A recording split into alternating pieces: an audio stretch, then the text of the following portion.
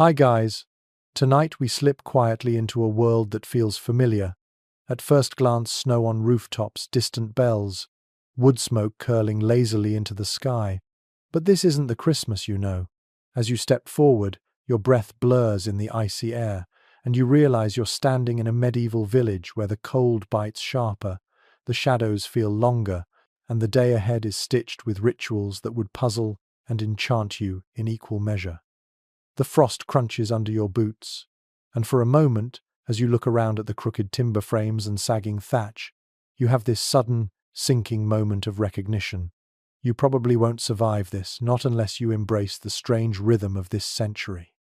So, before you get comfortable, take a moment to like the video and subscribe, but only if you genuinely enjoy what I do here. And feel free to tell me where you're watching from and what time it is over there. Now, dim the lights. You draw your cloak or whatever counts as one closer to your body.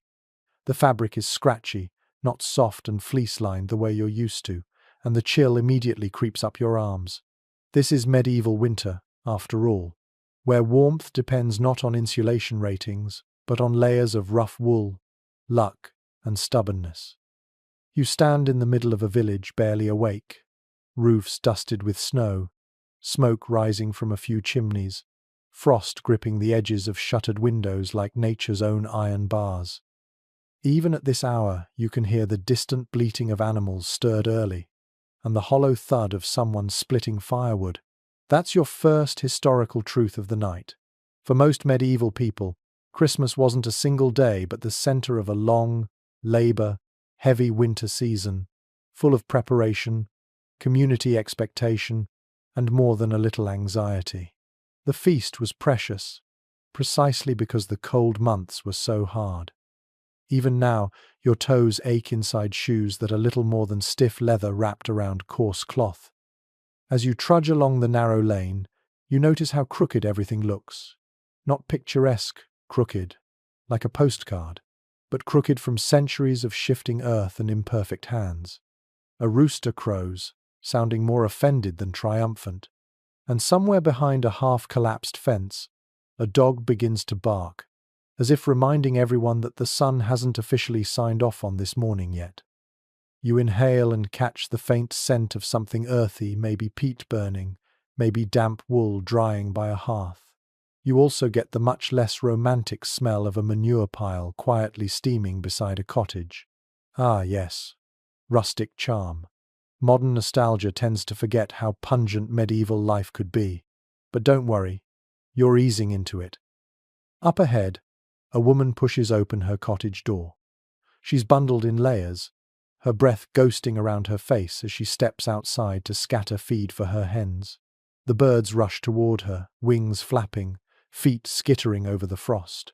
Chickens were precious winter assets, you remember, especially when fresh eggs were scarce. She glances at you, not alarmed. Just curious travelers pass through villages all the time, though perhaps not ones wearing your frankly suspicious blend of modern posture and bewilderment. You keep walking. A thin ribbon of smoke curls from a nearby smithy where the blacksmith is already awake, poking embers back to life. His hammer rests on the anvil, damp with the night's moisture. One quirky detail medieval villagers believed something that would have seemed perfectly normal to them is that the devil disliked metalwork on holy days, so some craftsmen refused to hammer iron at Christmas, for fear they'd tempt infernal attention. And honestly, on mornings like this, with the fog hanging low and silence clinging to the earth, you can almost imagine why. A cart creaks past you, pulled by an ox moving with deliberate slowness. Its hooves sink into slushy patches where yesterday's snow briefly softened under afternoon sun. The driver nods politely and mutters something about checking on a neighbor's roof beam. Winter storms were notorious for exposing structural weaknesses, and nobody wanted a collapse right before the feast. Historians still argue whether medieval villagers were more communal or more self-serving than we imagine, but on cold mornings like this, you definitely see the cooperative side. Survival required mutual care. Your fingers sting in the cold, so you tuck them under your arms. The village green appears ahead, a lopsided patch of frozen mud circled by cottages. A wooden cross stands at its center, its base wrapped in a brittle garland of last season's herbs. Someone placed it there weeks ago, hoping to ward off illness. And in a way, it seems to work at least symbolically. People need symbols in times like these. A bell tolls once, a short, low note from the distant church. It's not the call to service yet, just the priest marking the early hour. The church sits on a slight rise at the end of the lane, its stone walls glistening with frost. You imagine what it feels like inside. Cold, cavernous, smelling faintly of wax and damp stone. Even so, villagers will gather there soon, not only to pray but to exchange murmured greetings, gossip, and hints about the Christmas preparations underway. But for now, the village is mostly quiet. A few children run across the lane chasing each other, their laughter sharp and quick in the cold air. One slips and falls, then pops back up, brushing snow off their tunic with a grin. You catch the way their cheeks are flushed, bright pink, the universal shade of, "I've been outside too long in winter, but I'm not going inside yet." Your path curves toward the small stream that cuts through the village. Though partially frozen, water still trickles beneath the thin sheet of ice, whispering in the hush of morning. You lean over the bank and touch the air above the water. It feels even colder here. A pair of women approach carrying wooden buckets. They nod at you before lowering their pails into the slow-moving water. Their hands must be freezing, you think, but they barely react. Hardship is simply woven into their rhythm. Behind them, a man leads a goat toward a makeshift pen. He mutters under his breath about the creature's stubbornness, tugging the rope as the goat pretends not to understand. Goats, despite their reputation for mischief, were invaluable in winter. Milk, hides, meat if things got dire. And if you're wondering whether medieval animals were smaller than today's, yes, absolutely. Selective breeding hadn't achieved the giant modern sizes yet.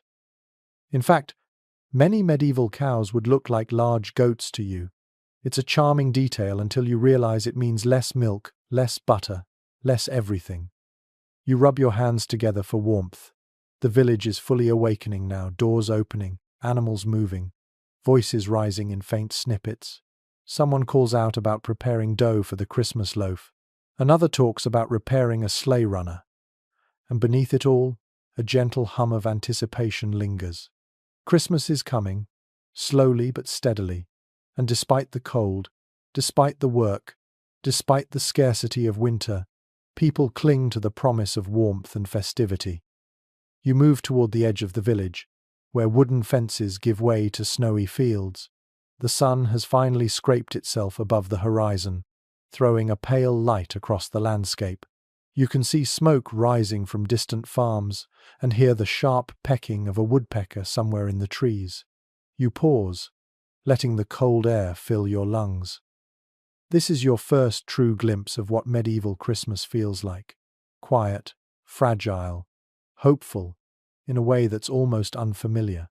And as you stand there, snow settling lightly on your shoulders, you realize the day is just beginning, and countless moments, strange, beautiful, and unexpected, are waiting for you farther down the path.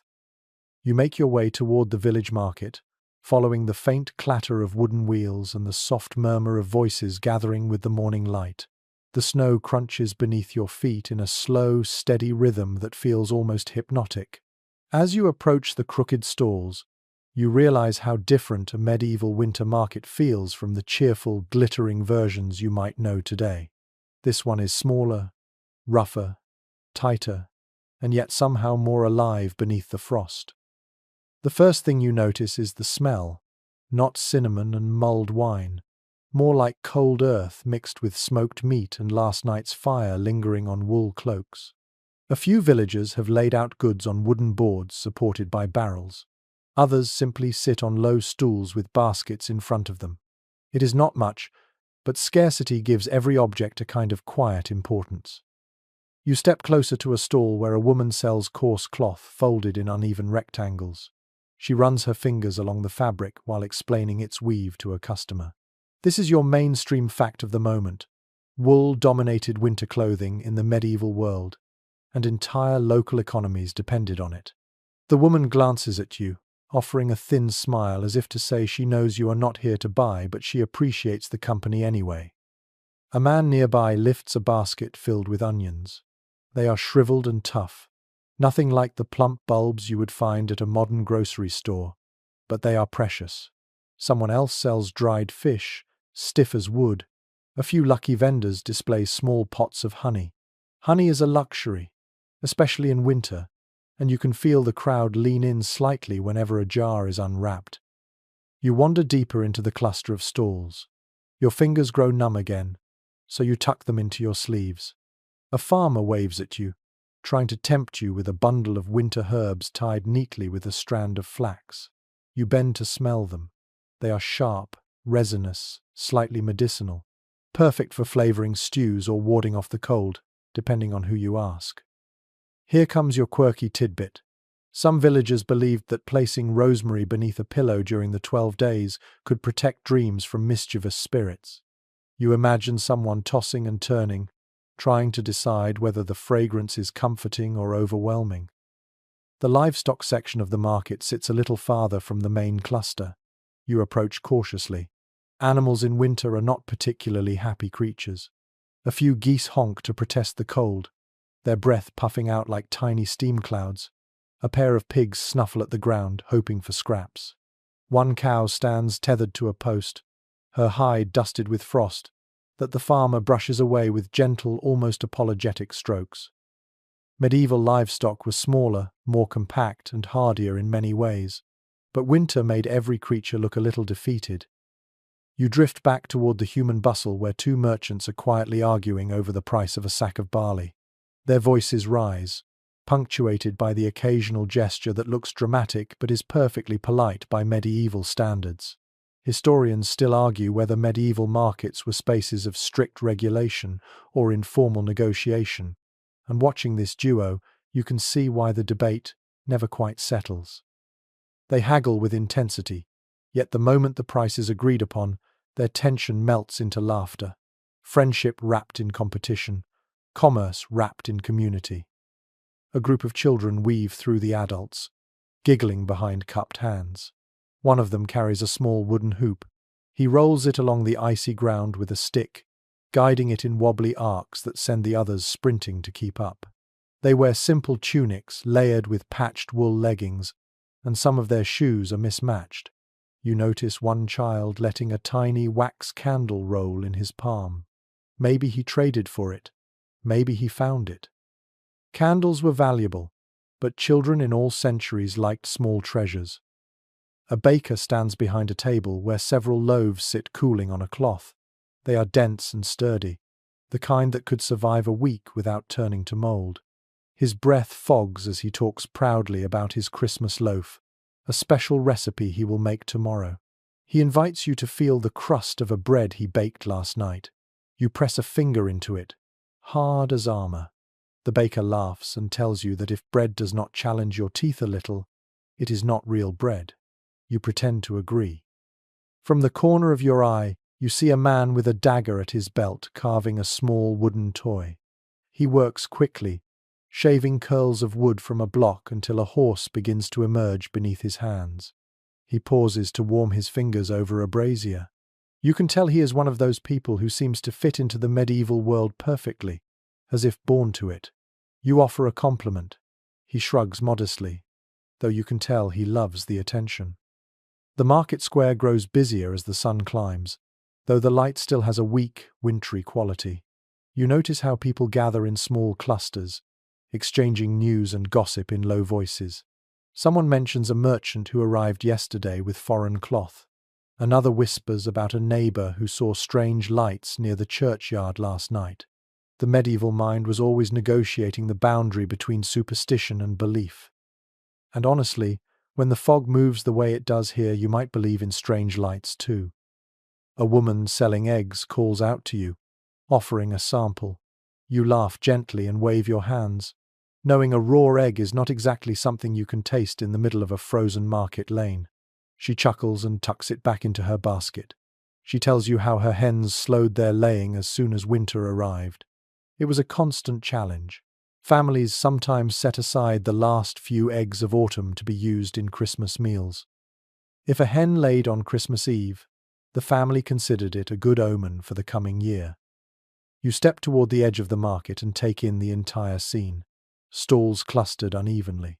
Snow pressed into brown slush where dozens of feet have passed. A soft murmur of conversation, punctuated by the occasional bray of a donkey or the sharp clack of a dropped bucket. It is chaotic and peaceful at the same time. It is also a reminder of how precious winter commerce was. People needed this space for materials, food, company, and reassurance that their neighbors had survived another cold night. A young boy approaches with a bundle of twigs tied together with string. He asks if you need fire starters. You shake your head, and he shrugs good-naturedly before trotting off to try his luck elsewhere. His face is slightly smudged with soot, and he whistles a tune that sounds half cheerful and half improvised. You wonder if his hands ever truly warm up during winter. Nearby, two elderly women sit together with baskets of hand-spun yarn. Their fingers move with deliberate speed, twisting fibers with practiced precision. They gossip in soft voices about preparations for the coming feast day. One mentions the church decorations. The other talks about a neighbor who insists she saw an omen in the frost patterns on her window. Humans always search for meaning in small things. Winter makes that instinct even stronger. The sky shifts as a breeze moves across the market. You pull your cloak tighter and watch a flurry of snow drift down, thin but persistent. The merchants barely react. Snow is simply part of life here. One man wipes a dusting off his display of iron tools. Another covers his apples with a cloth.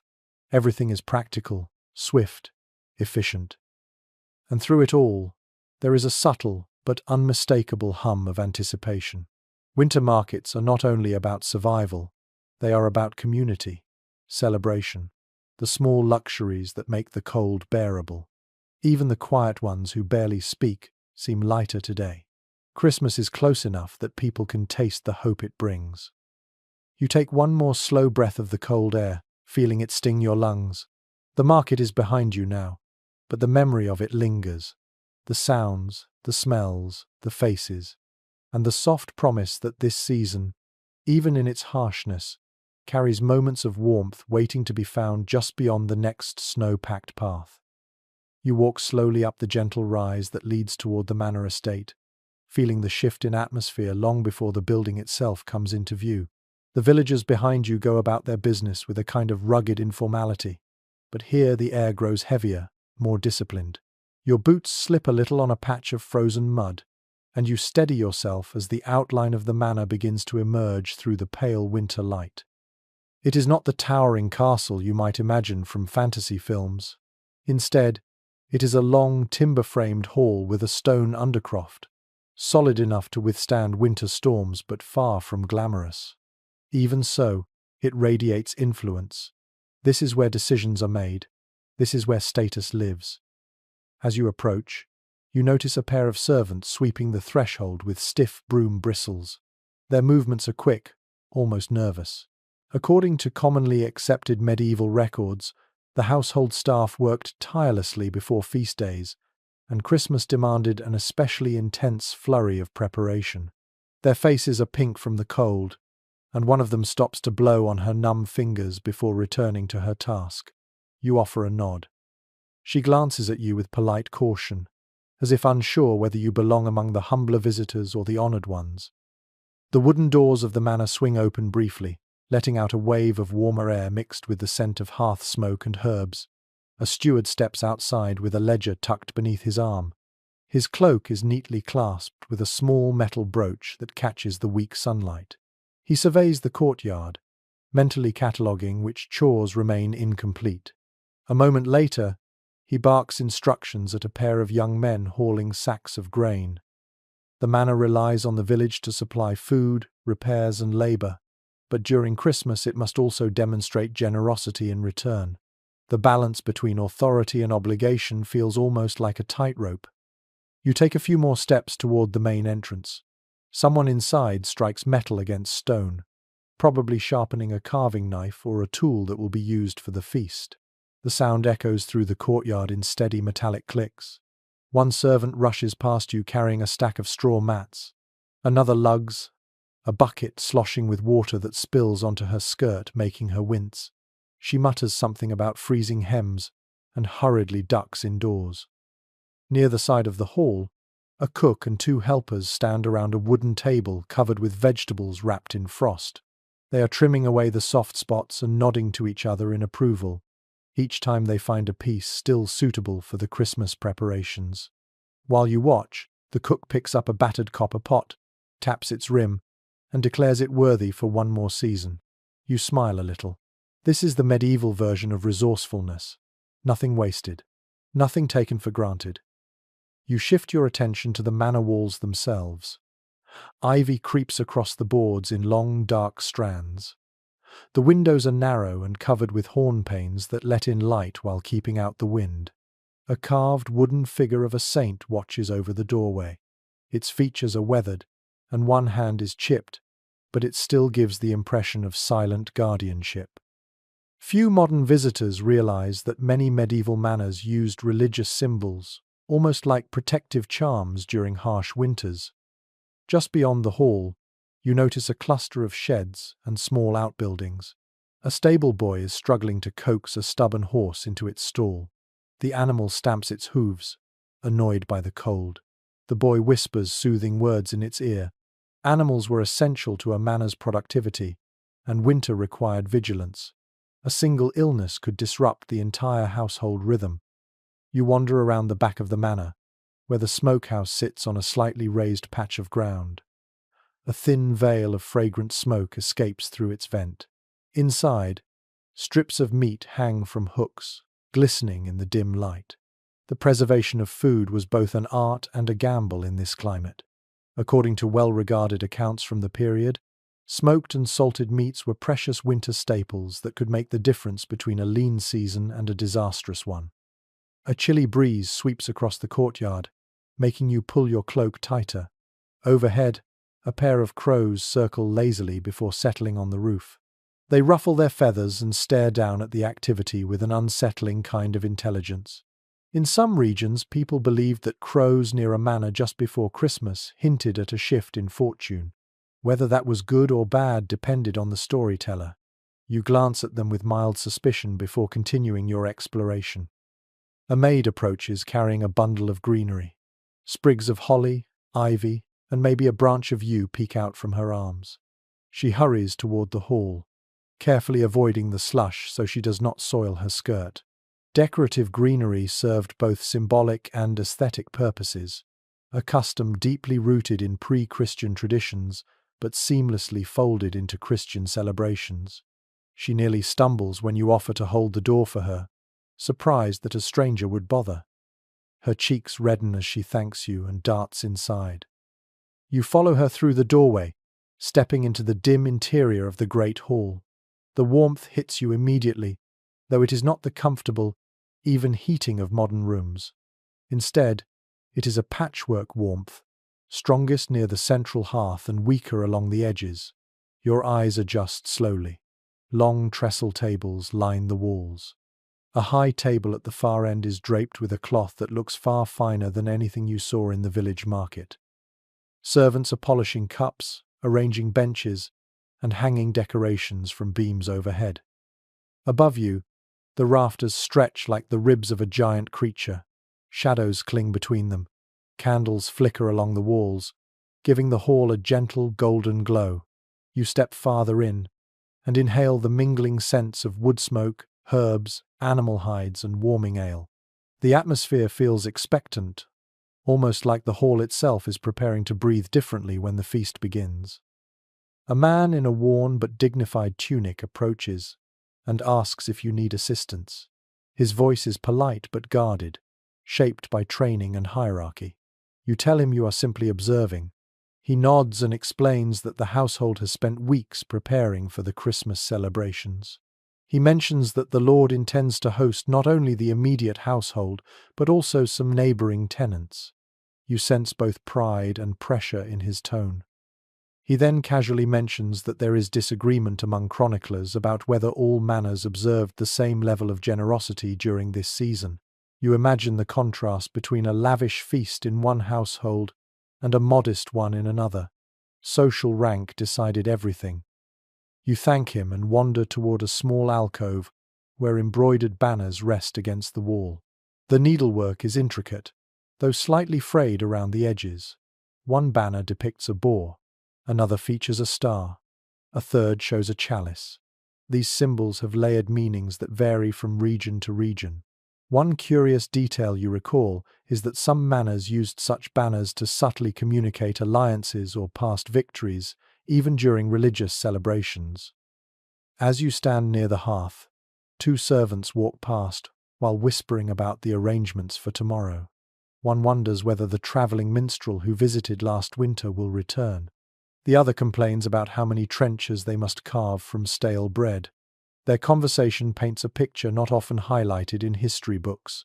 Christmas at a manor was both elegant and exhausting. The work never stopped. It only changed rhythm. Another servant arrives with a bucket of warm water and pours it carefully into a basin. She wipes her forehead with her sleeve and mutters about the cold making her joints stiff. You feel a tug of sympathy. This world asks a lot from its people, yet they seem to tackle it with a resilience that feels almost unreal. You take one last slow look around the hall. The glow, the bustle, the faint hum of anticipation. This is the heart of the manor. And as you step back toward the door, you understand more clearly that Christmas here is not simply a celebration. It is the moment when hierarchy softens just enough for generosity to flow downward, even if only for a short time. You step outside again into the cold air. The sky has begun to brighten, though the sun still hides behind a thin curtain of winter clouds. The courtyard is busier now. More voices, more movement, more signs that Christmas is drawing near. You walk away from the manor with a growing sense that what lies ahead will show you even more about how this season shaped every corner of medieval life. You make your way down the sloping path that leads away from the manor, letting the crisp air clear the warmth of the great hall from your senses. Soon the imposing structure fades behind the curve of the land, replaced once again by the humbler shapes of village cottages. Their roofs sag beneath small mounds of snow, and thin tendrils of smoke rise from chimneys that look almost too fragile to withstand winter winds. You pause at the edge of the lane, letting your eyes adjust to the softer, more intimate scale of everyday life. This is where most medieval Christmas preparations truly happened, in close quarters filled with routine, hope, and the need to stretch every resource. As you approach the first cottage, you hear the rhythmic sound of someone chopping kindling. A man stands beside a narrow woodpile, his breath puffing out in steady bursts as he lifts the hatchet again. According to descriptions found in several well-regarded accounts of medieval village life, households spent much of December gathering fuel for the long nights, and a Christmas fire was considered essential for warmth and symbolism. The man wipes his brow with the sleeve of his rough wool tunic, then nods to you as if acknowledging a fellow survivor of the cold. You walk toward the cottage door, ducking under a low beam that forces you to stoop. The doorway is so small you wonder how tall villagers navigated daily life without perpetual bruises. Inside, a woman crouches near the hearth, stirring a pot that hangs over a modest flame. Steam coils upward and fills the small room with the scent of root vegetables. The walls are plastered with a mixture of straw and clay, and the floor beneath your feet is packed earth, smooth from years of footsteps. The woman greets you warmly, though with a slightly puzzled glance, as if unsure what business you might have with a household like hers. You take in the surroundings. A small window covered with oiled linen lets in a faint spill of daylight. A low bed occupies the corner, piled with blankets made from worn wool.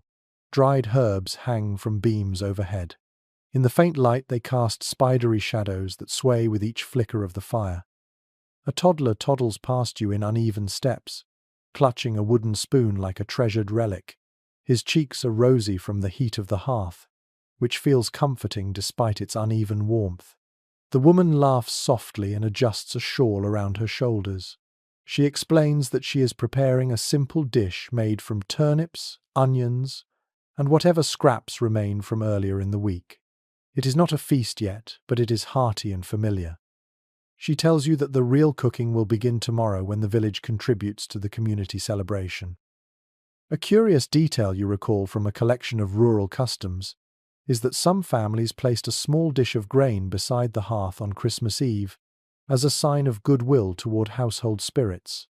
Whether this household will do so remains to be seen, but you notice a bowl already set aside on the table, and for a moment you wonder about its purpose.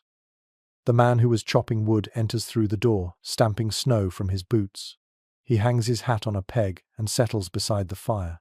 You sense a comfortable rhythm between the two adults, shaped by years of shared labor. They speak to each other in low tones while continuing their tasks.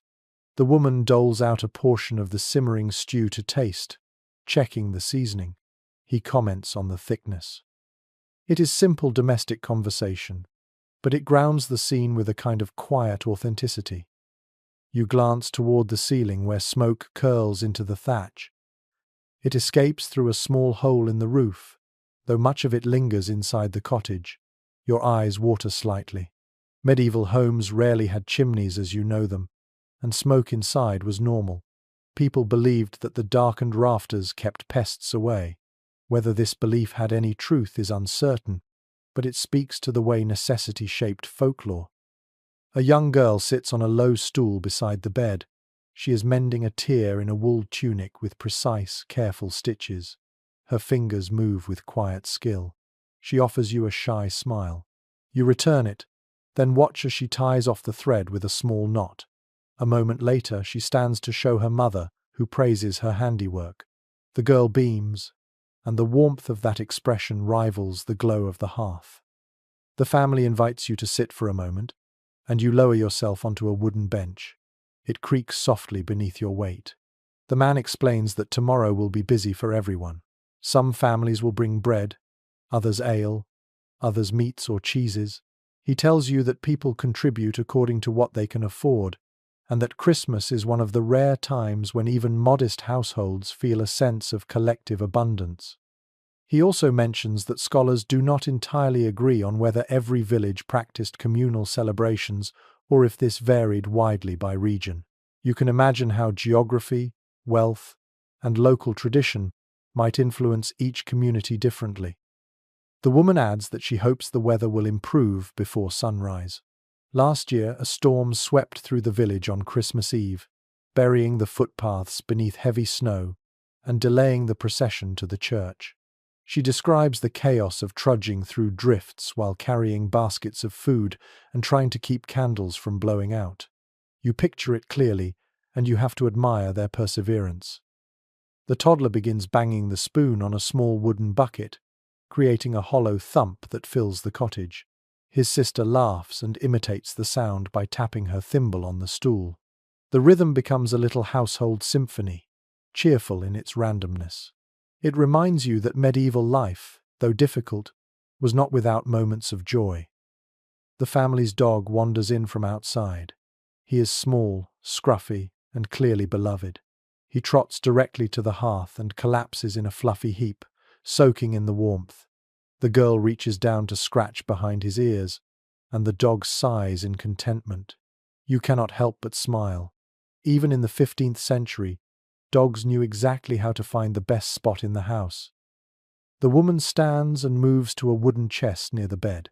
She lifts the lid and reveals folded garments inside. She explains that these are the clothes set aside for Christmas Day. They are not fancy by modern standards, but they are carefully kept, mended, and saved for important occasions. She holds up a tunic decorated with a line of simple stitching around the collar. You notice how the fabric, though coarse, has been brushed smooth. People here might not have many possessions, but they pour intention into the few they own. A small clay lamp flickers on the table, its flame dancing gently. The woman adjusts the wick. She tells you that oil was sometimes scarce during winter, so they used it sparingly. Tonight they will let it burn longer to prepare for Christmas. You can feel her excitement. It is subtle, modest, but unmistakably present. The man fetches a bundle of dried rushes from a corner and begins weaving them into floor mats. His movements are slow and meditative. These mats will help insulate the cottage from the cold seeping up through the ground. He tells you that winters have grown unpredictable and that each year requires a different set of strategies. You can sense the quiet resilience that defines this community. The girl returns to her sewing while the toddler crawls into her lap. The mother ladles stew into wooden bowls, and the aroma fills the cottage with comforting warmth. She sets aside a portion for a neighbor who lives alone. Hospitality is both a duty and a kindness here. It shapes relationships as much as labor and land. You feel the atmosphere settling into a comfortable evening rhythm. The cottage is dim but welcoming, smoky but warm, humble but filled with small acts of care. It reveals a side of medieval Christmas that history books sometimes overlook. The season was not just about grand feasts or church rituals. It was woven deeply into ordinary households where people prepared not only food and clothes, but also their hearts for a brief moment of wonder in the middle of winter. You thank the family and step back out into the crisp air. The sky has shifted into the soft grey of late afternoon. Snowflakes drift down in slow spirals, settling on your shoulders. You glance back at the cottage, its windows glowing with a faint golden light. Then you continue down the path, eager to discover how the wider world beyond these walls is preparing for the coming celebration. You follow the path toward the small church that overlooks the village, feeling the shift from domestic warmth to spiritual anticipation. The sky above has taken on that pale winter color that seems neither fully day nor evening, a kind of quiet suspension that mirrors the mood of the season. As you walk, the snow crunches softly under your feet, and your breath rises in thin white ribbons. The closer you come to the church, the more you feel a solemn energy settling around you. Advent is passing into its final days, and people carry a mixture of hope, discipline, and weary determination. The church itself sits on a slight rise, built of rough grey stone that holds onto cold like a memory. A small wooden porch extends from the front, its beams darkened by age and weather. Someone has hung sprigs of evergreen along the doorway, their scent carrying faintly on the air. According to several commonly referenced medieval calendars, Advent was a time of fasting and reflection, often far more austere than modern observers imagine. The villagers below have been living with tightened belts and quiet prayers for weeks, saving what little they can for Christmas Day. You push open the creaking door and step inside. The temperature drops several degrees instantly. The stone walls swallow the warmth of your body, and you wrap your cloak closer around yourself. Yet the cold does not feel unwelcoming. It feels contemplative, like an invitation to stillness. The interior is dim, lit by a few scattered candles that flicker against the walls. Their yellow glow dances across faded religious paintings and wooden carvings worn smooth by generations of hands. A priest stands near the altar, adjusting a cloth embroidered with gold thread. You can tell this is one of the church's most precious items. It is taken out only for the holiest occasions. He hums under his breath as he works, a simple chant that echoes gently through the space. When he notices you, he gives a small nod, then returns to his task.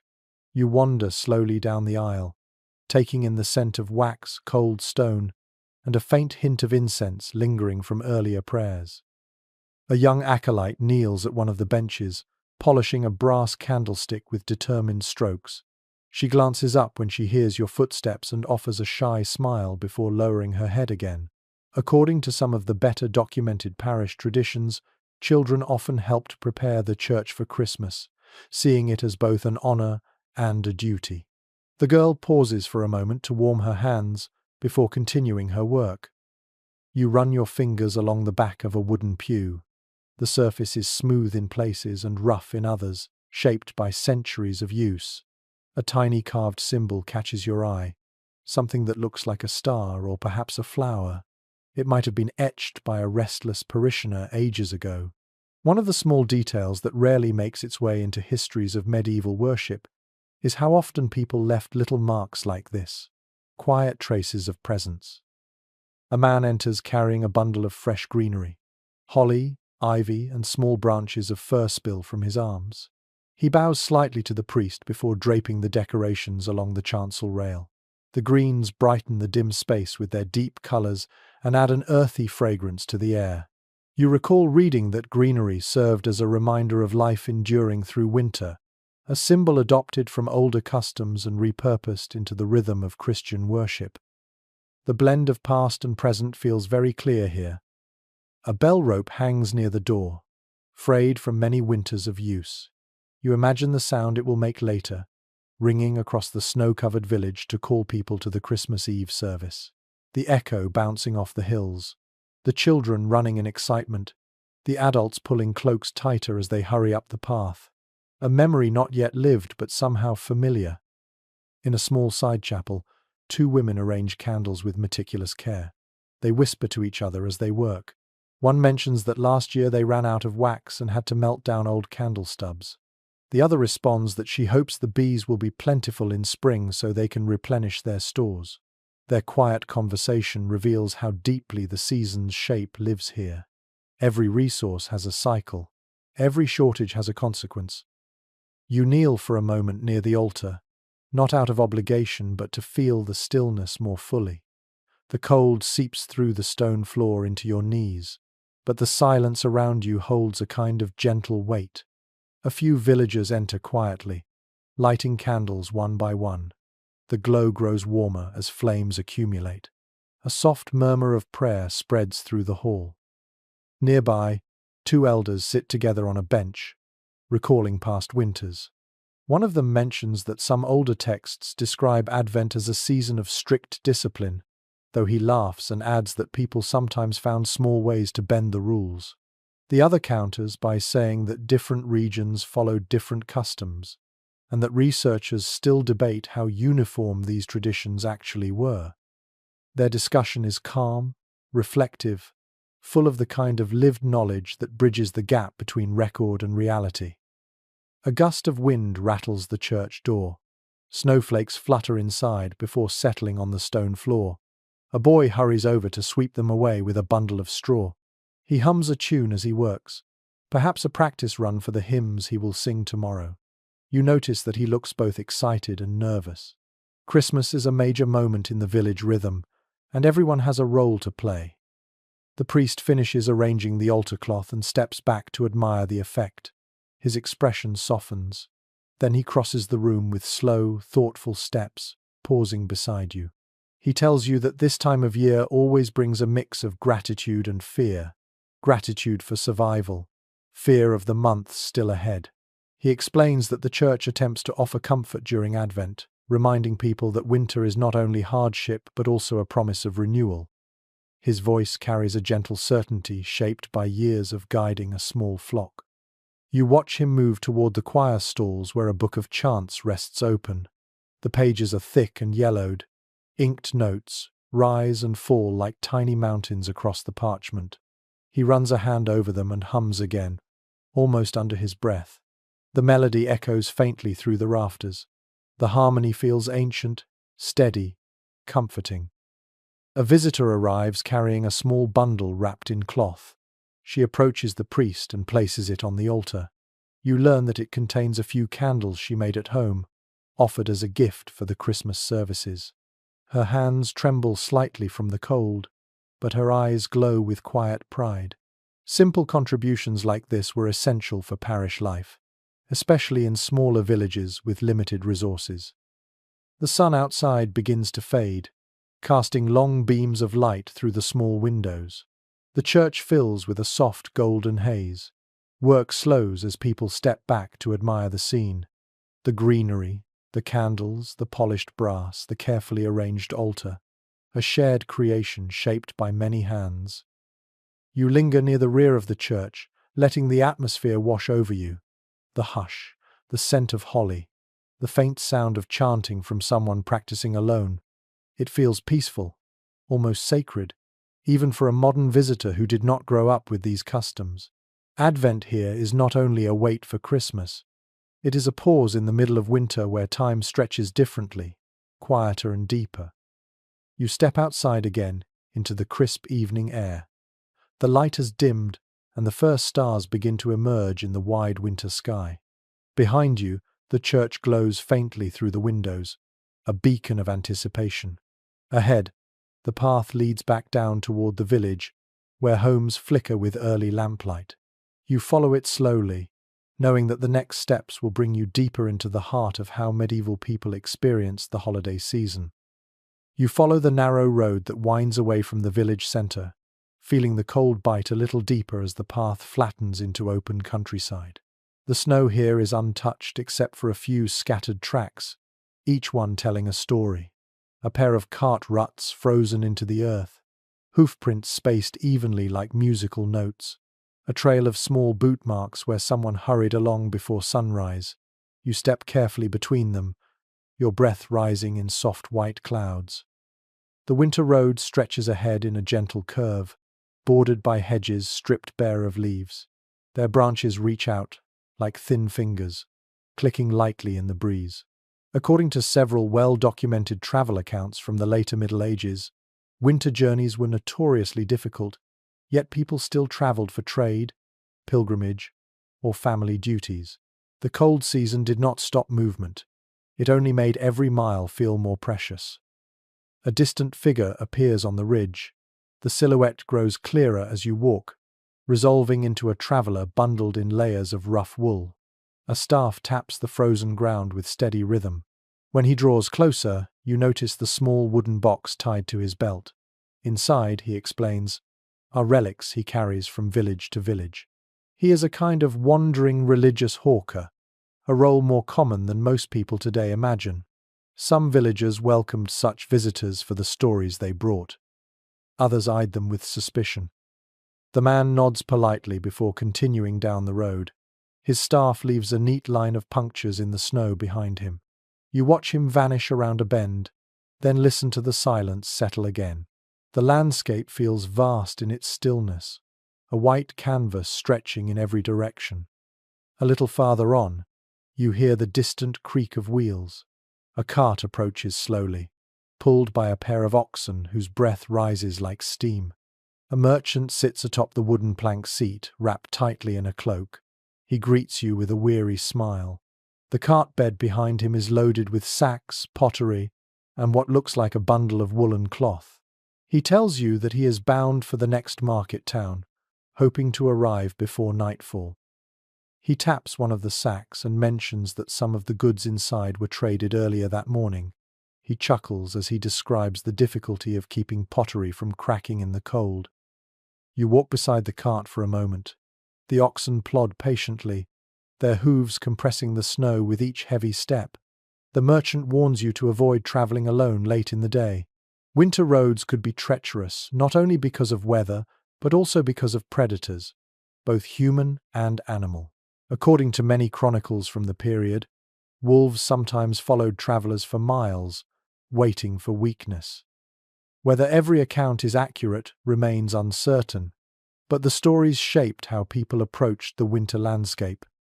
You thank the merchant and continue walking as he urges his team onward. The sound of wheels fades, replaced by the faint rustle of wind through the hedges. The road narrows as it passes between two sloping fields blanketed in white. A group of crows pecks at something near a hedge, then flutters upward as you approach. Their wings make a soft, leathery sound in the quiet air. A small shrine stands beside the road a few paces ahead. It is built from stones stacked without mortar, topped with a simple wooden roof. Inside rests a carving of the Virgin Mary, her face worn smooth by weather and time. Someone has left a sprig of holly at the base. Another person placed a wax votive that has melted into a puddle of amber. Roadside shrines like this appear frequently in medieval records, often marking the paths taken by pilgrims journeying to larger monasteries or holy sites. Travelers paused here for safety and blessing. As you linger near the shrine, you hear the crunch of footsteps behind you. Two pilgrims approach, carrying small bags slung across their shoulders. They greet you warmly and ask if you are heading toward the abbey several miles ahead. Their accents hint at a long journey. The taller pilgrim explains that they have been walking for weeks, stopping in villages to rest and share prayer. He proudly displays a small badge pinned to his cloak, indicating a shrine they visited earlier. Pilgrim badges were common tokens, both devotional and practical. They proved your journey, but they also acted as conversation starters when meeting other travelers. The shorter pilgrim adjusts her cloak and laughs softly as she admits that the winter has been harsher than expected. She describes how a snowstorm forced them to shelter in a barn 2 nights earlier. They slept near cattle, sharing warmth and hay, and woke covered in dust and straw. You nod sympathetically, imagining the scene with surprising clarity. She then adds that records from certain monastic guestbooks mention such unexpected lodgings with surprising frequency, proof that travelers improvised constantly. You walk with the pilgrims for a short while. They share stories of the villages they passed. One tale involves a house where the family left a small loaf shaped like a star for wandering travelers during Advent. Another tale describes a farmer who believed he had seen a ghostly procession on a frozen pond. Whether or not the man truly witnessed anything supernatural remains unclear, yet stories like this spread easily in winter, when long nights invited imagination. The road eventually forks, and the pilgrims take the path toward the abbey. They thank you for the company and offer a blessing for safe travel. You watch them disappear into a patch of forest, their voices fading into the wind. You stop to rest near a wooden fence where the land dips into a shallow valley. The view is wide and hushed. Smoke rises from distant farmsteads. The faint sound of a bell drifts across the landscape. It could be from a small chapel, or perhaps from a shepherd calling his flock. Sheep still graze in patches where the snow is thin. Their wool forms shaggy clumps that look surprisingly warm. You begin walking again. The snow grows deeper in places, forcing you to lift your knees higher with each step. A rabbit darts across the road, leaving delicate tracks behind. A moment later, a fox lurks near a hedge, its red fur bright against the snow. You freeze briefly, watching the silent tension between predator and prey ripple through the air. The fox eventually slips away, uninterested in you. Another mile passes before you encounter a group of traveling musicians sheltering beneath a grove of bare trees. They sit around a small fire, tuning their instruments. One plucks a stringed lute, testing chords. Another warms her hands and blows into a wooden flute. They invite you to sit for a moment, and you accept. The fire feels wonderful on your chilled fingers. They tell you they are making their way to a manor where they hope to perform during the Christmas festivities. Traveling minstrels relied heavily on winter hospitality, and according to certain guild records, many estates welcomed musicians during this season to elevate their celebrations. The group laughs as one man recounts a story about a feast where the host requested a tune for every dish served. By the end of the night, the musicians were exhausted, and the Lord had fallen asleep in his chair. One of the minstrels strums a gentle melody. The notes float through the air, soft and clear. For a moment, the road, the cold, the distance all feel suspended in the music. You linger until the fire begins to crackle low. Then you stand, thank them, and continue along the road. As the light fades, the sky takes on a lavender tint that stretches across the horizon. You see the village in the distance again, its cluster of rooftops huddled together against the cold. Smoke rises steadily from chimneys. People move along the paths carrying baskets and lanterns. The world feels smaller, safer, more welcoming. You walk toward the village with quiet steps, carrying the stories of pilgrims, merchants, and wandering musicians in your mind. Winter roads may be harsh, yet they weave together the lives of countless travelers and locals, forming a network of shared experiences that gives the Christmas season its depth.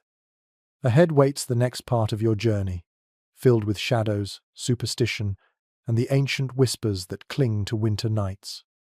You return toward the village with a slow, steady stride, the cold settling more comfortably around you now that the sky has dimmed into a soft winter blue. Lanterns begin to glow one by one along the narrow paths, flickering through shutter cracks like watchful eyes. As you walk, you sense a different mood taking shape beneath the surface of daily tasks. Something older, quieter, and far less official than church rituals or manor duties. The edges of the medieval Christmas season hold fragments of the past that never quite disappeared, and tonight you feel those fragments stirring like whispers in the frost. You pass a group of women carrying baskets of greenery. They laugh softly among themselves, but their conversation turns serious when you draw closer. One of them mentions the need to hang holly above the doorway before nightfall. According to widely referenced local customs, holly was believed to guard against misfortune, especially during the darkest nights of winter. The sharp leaves and bright berries were thought to repel ill-meaning spirits. The woman gestures toward her cottage as she speaks, explaining that she once forgot to hang holly and woke up to find her chickens unsettled and her stored grain slightly disturbed. She insists it was not an animal. You nod politely, unsure whether she is teasing or entirely sincere. A child runs past you carrying a small bundle of straw. He stops beside a doorway and tucks the straw carefully into the thatch. When you ask about it, he grins and tells you that some families place straw in the rafters for good luck during the 12 days. The practice varies from place to place, but many believe that straw brings blessings related to prosperity or protection. You recall reading in a folkloric compilation that villagers sometimes claimed the straw warmed the spirits of ancestors visiting during the season. The line between custom and belief blurs easily in winter. You continue along the path toward the village outskirts where shadows stretch longer and silence grows heavier. The air smells of cold earth and wood smoke. A pair of old men sit on a bench outside a cottage, bundled in thick cloaks. They nod to you and invite you to share a moment of conversation. One of them taps his walking stick on the ground as he tells you about certain winter nights when the boundary between the living and the unseen felt thinner. He insists that people once believed the dead wandered silently along the lanes seeking familiar homes. He adds that he never witnessed such a thing himself, but he swears he heard unusual footsteps outside his door on a past Christmas Eve. His companion chuckles and counters that the footsteps were probably a fox, not a spirit. He shakes his head and notes that early chroniclers rarely agreed on which winter beliefs were widespread and which were localized. Even today, researchers cannot fully determine how far certain customs extended, because stories traveled faster than reliable documentation. You can see the friendly debate in their eyes, the kind born from decades of shared winters. Further ahead, a faint melody drifts from a small cluster of cottages. The notes rise and fall with an oddly haunting lilt. You follow the sound and discover several villagers gathered around a simple wooden table. One woman holds a hand drum. Another taps a stick lightly against a clay pot. They are practicing a winter chant that seems older than the church hymns you heard earlier. The rhythm feels primal, shaped by long nights and deep forests. When you ask about it, one of the women explains that her grandmother taught her the chant, saying it was once sung to encourage the return of the sun. She adds that some villagers now treat it as harmless tradition, while others feel uneasy mixing old songs with Christian observances. The woman shrugs. She sings because it feels comforting in the cold. The group pauses their music when a man steps forward carrying a small bundle wrapped in cloth. He unwraps it to reveal a crude wooden figure. It is carved with simple lines and shaped like a human silhouette, but its features are deliberately vague. According to oral traditions recorded in certain rural manuscripts, figures like this were sometimes placed in fields or hung near animals to guard against winter misfortune. Whether every village followed this practice is uncertain, but the man explains that his family carves a new figure each year to honor old customs passed down through generations. You thank him and continue your walk. Your path leads into a quiet patch of woodland just beyond the village. Snow blankets the ground so completely that the world feels muffled. Trees arch overhead like ribs of a great beast. Your footsteps sound unnaturally loud on the frozen earth. A cold breeze filters through the branches, making them rattle softly. In the dim light, you understand why winter forests inspired stories. A faint rustle catches your attention. You turn and see a fox dart behind a tree. Its eyes glimmer for a moment before it vanishes. Then you hear a distant hoot of an owl, followed by the slow creaking of branches heavy with snow. Every sound becomes magnified in the hush of evening. You come upon a small clearing where children have built a circle of stones. They rush off laughing as soon as they spot you. When you examine the stones more closely, you notice tiny bundles of dried herbs tucked into the gaps. One of the older villagers approaches and explains that the children created a small winter circle to keep mischief at bay. The bundles contain rosemary, lavender, and a few berries left over from the harvest. She smiles fondly. She tells you it is a harmless game, though based on much older ideas about protecting the home during the longest nights. She adds in a low voice that her grandmother once warned her not to whistle after sunset during the 12 days, because it might invite wandering spirits. The woman shakes her head at the memory and laughs, insisting she never entirely believed the warning. Yet she never whistles at night. Old habits cling to people in ways they seldom admit. The sky grows darker as you leave the clearing. Stars begin to appear in the cold, deep blue above. Your breath fogs the air as you walk back toward the center of the village. Lanterns glow warmly in cottage windows. A dog barks in the distance. The calm of evening settles like a soft blanket. You pass a barn and hear muffled voices inside. Curious, you step closer and peek through a gap in the wooden boards. Several villagers are examining the livestock with unusual concentration. One man whispers that cattle were once believed to kneel at midnight on Christmas Eve, honoring the birth of Christ. He admits that he has never seen it himself but heard stories from elders who insisted it happened. Whether this belief originated in folk imagination or in scattered observations remains uncertain, yet it persists in many regions. Another villager points to the shadowed rafters and mentions that some people considered barns to be places where good and bad luck intertwined during winter. No one dared to enter alone at night. You feel a faint shiver, unsure whether it comes from the cold or the stories. The villagers notice you and invite you inside. The barn is warmer than you expected. The cows stand quietly, their breath rising in soft plumes. The hay smells sweet and earthy. A lantern glows on a beam overhead. The villagers laugh as they recount tales passed down through generations. Some involve animals speaking at midnight. Others involve spectral visitors. The stories feel playful, yet the listeners cling to them with a solemn kind of delight. You thank them and step back outside. The village now lies wrapped in darkness except for the steady glow of hearths. The air holds a stillness that feels almost sacred. Medieval Christmas did not chase away the mysteries of winter. It coexisted with them, faith layered over older customs, ritual woven into superstition, hope intertwined with fear. You walk slowly toward your resting place, hearing only the soft crunch of snow beneath your feet. The night feels alive with memory.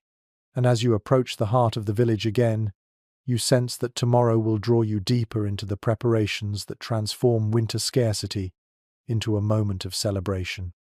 You wake before the sun has fully climbed above the horizon, the village still wrapped in a soft blue haze that clings to rooftops like faint breath. Frost paints the ground in delicate crystals that crunch beneath your steps as you head toward the cluster of cottages near the center of the settlement. Today marks the true beginning of feast preparations. Even the air feels different, warmer with anticipation even as the cold stings your cheeks. The first sound you hear is the knock of a wooden spoon against a clay bowl. It echoes from a small kitchen where a woman is already mixing dough by lamplight. She works with steady confidence, folding the heavy mixture again and again. According to several descriptions preserved in regional household records, the early hours of feast days always began with bread. You watch as she sprinkles a pinch of dried herbs into the dough. She explains that these came from her small summer garden and must be used sparingly. Bread is one of the few luxuries that can be shaped into something special, even when supplies are lean. You step away from the doorway and follow the smell of smoke drifting through the air. A group of men has gathered around a large outdoor fire. They are turning a spit slowly, heating the surface of a metal pot until it is ready for brewing. One of them waves you closer and offers a friendly greeting. He tells you that they are preparing ale for the Christmas feast. According to well-preserved medieval brewing traditions, winter ale often relied on darker malts and stronger flavors, not only for taste but for preservation in the cold months. Nearby, a young boy carries a bundle of dried barley. He pauses to watch the men stir the pot, fascinated by the rising steam. When you kneel to ask him about his task, he grins shyly and tells you he is helping his father prepare ingredients. He apologizes for the small bundle, explaining that the harvest was unpredictable this year, yet the family is determined to contribute what they can. The boy then mentions a story he heard from his grandmother about a winter long ago, when villagers flavored their ale with pine needles because they lacked other herbs. The authenticity of that tale might be questionable, but it reveals the creativity born from necessity. You wander deeper into the village and find yourself drawn to a cottage where several women and older children sit around a long wooden table. They are slicing, peeling, and sorting vegetables.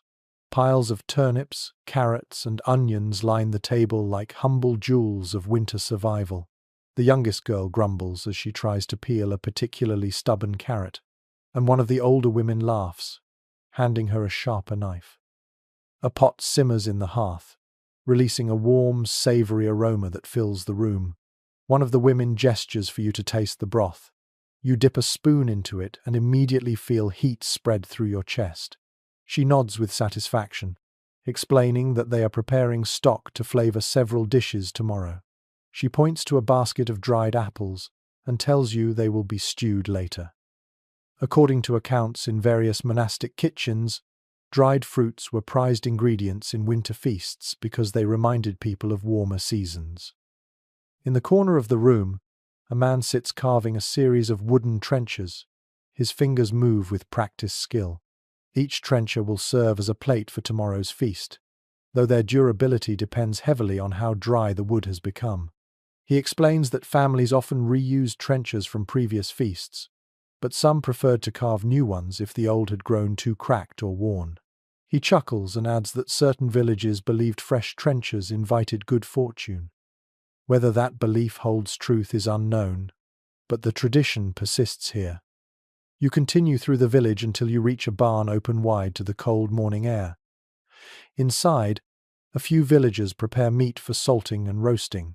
The cold helps preserve the freshness, though everyone works quickly to avoid frostbite. A woman carefully rubs salt onto a slab of pork while humming a tune that echoes softly between the beams. She explains that salt is precious, traded from far away, and must be used wisely. A man nearby sharpens a knife, its metallic rasp echoing through the barn. He pauses to tell you about a curious practice recorded in old winter notes.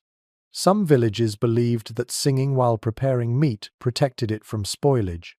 Whether this came from superstition or simply a desire to make tedious work more pleasant, no one fully agrees. The woman humming shrugs with a smile and keeps singing anyway. A group of children arrive carrying baskets filled with dried beans and small bundles of herbs. They deliver them to the adults, and one child proudly announces that her family grew the beans in the small plot behind their cottage. Her mother smiles fondly and tells her she has done well. The sense of collective contribution feels palpable here. Even the smallest hands play a part in shaping the feast. You step outside again and inhale deeply. The village smells of smoke, herbs, and simmering broth. The winter sun finally breaks through the clouds, casting a pale golden glow that softens the frost. You follow the light toward the communal oven at the edge of the settlement. A line has already formed as villagers wait to bake their breads and pies. The oven keeper, a sturdy man with soot-darkened hands, checks each loaf before placing it inside. He ensures the temperature is even, brushing ashes aside with a wooden paddle. One woman stands near the oven with a basket containing a strangely shaped loaf. You ask about it, and she explains that it is her family's special Christmas bread, decorated with a simple design meant to symbolize prosperity. She admits that the tradition is old and that she does not fully understand the symbols herself. Certain festive bread patterns appear across many regions, and scholars often disagree about their origins. Some think they relate to agricultural rites. Others believe they were purely decorative. The woman shrugs and says the bread simply tastes better this way. Farther along, a group of villagers gather around a table covered with small bowls of spices. Cinnamon, if available, is treated like treasure. Cloves, pepper, and ginger appear in tiny amounts, each used sparingly. You watch as a cook pinches a small amount of spice and mixes it into a pot of stewed fruit. She sighs dreamily and says the smell alone reminds her of happier winters. A young man leans against the wall near the spices and tells you about a peculiar belief from his childhood. He recalls being warned never to drop pepper during feast preparations, because doing so would invite quarrels into the household. Whether that warning came from genuine belief or simply from the expense of spices is unclear. You sense both possibilities. You leave the busy cooking area and return to the heart of the village, where a group of older men gather around a low fire. They warm their hands and discuss their memories of past feasts. One says that in his youth, Christmas preparations began even earlier. Another argues that traditions shift with time, and that not every practice remains consistent. Their conversation twists between nostalgia and gentle disagreement. They gesture with their cups of ale, sharing stories of years when the feast was sparse or unexpectedly abundant. One elder mentions an unusual winter when an unexpected thaw caused stored meats to spoil, forcing the entire village to improvise a feast out of root vegetables and fish. He laughs as he recalls how surprisingly well the meal turned out. Another elder shakes his head and counters that his favorite feast involved a traveling cook who introduced new spices to the village. According to him, no feast has tasted quite as marvelous since. The two men banter with warmth and familiarity. As the sun climbs higher, the pace quickens. You wander from cottage to cottage, witnessing the rhythm of preparation. Hands knead dough, knives chop vegetables, fires roar into life. Voices rise and fall in a steady cadence. Even the animals seem aware of the heightened activity. Chickens flap excitedly. Dogs circle in search of scraps. A cow lows softly, stirring straw as though sensing something festive in the air. You pause near the village green and watch as a small group of teenagers test the strength of a wooden table meant for tomorrow's communal meal. They shake it and lean on it, laughing when one of the legs wobbles. They adjust it with determination, hammering wedges of wood beneath the uneven corner until it stands firm. You sense their pride. They will sit here tomorrow with friends and family, sharing whatever food the village has managed to assemble. The air feels thicker with purpose now. Every cottage, every fire pit, every corner of the village pulses with preparations. Winter may be harsh, but the people here create warmth with their hands, their voices, and their willingness to share. You take a final slow breath of the fragrant air and step back toward the main path. The feast will come soon, shaped by all these efforts. And as you move quietly through the village, you feel the next part of this journey calling you toward the music already beginning to stir near the edge of twilight. You follow a trail of footprints leading toward the far edge of the village, where the cottages thin out and the fields open into a wide sweep of frozen ground. The air carries a subtle vibration, faint but unmistakable, as if someone is nudging the stillness with sound. You slow your steps, listening more closely. There it is again, a soft trill, a low hum, a rhythmic tapping.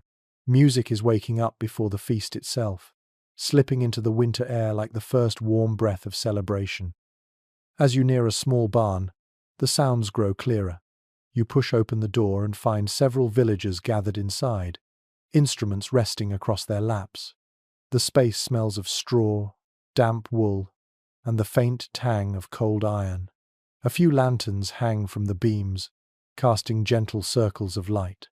The musicians glance up with friendly smiles and nod for you to come closer. One of them, an older man with a weathered face and nimble fingers, plucks the strings of a lute to test the tuning.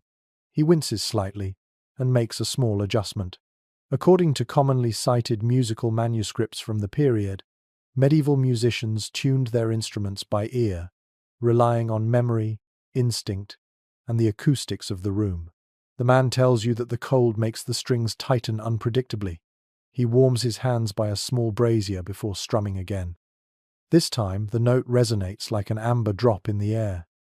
Nearby, a young woman holds a shawm, its wooden body polished to a soft glow. She practices a short melody, the piercing tone filling the barn with confident clarity. She pauses between phrases to adjust her embouchure, blowing gently into the reed. She explains that she learned the instrument from her uncle, who taught her winter songs passed down through generations.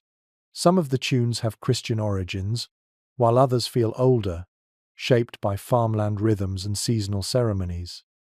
Researchers who study early European music often note the unpredictable blend of sacred and secular influences, and the villagers seem perfectly comfortable letting the two mingle. A boy sits cross-legged on a pile of hay, tapping a frame drum with quick, playful rhythms. The sound is soft but spirited. He tells you proudly that he is practicing for tomorrow night, when the musicians will perform in the hall after the feast. His mother, standing beside him, smiles and adds that he began drumming on pots when he was barely old enough to walk. She says she once hid her cooking bowls to preserve their shape. The boy overhears and laughs, insisting that he never damaged a single one. She rolls her eyes fondly. You settle onto an overturned crate as the musicians begin to rehearse together. The first notes are tentative, like footsteps testing ice, but the melody soon finds its balance. A shawm guides the tune while the drum keeps a gentle pulse. The lute fills the spaces between, weaving warm chords into the air. The music transforms the barn into something larger, something glowing with shared intention.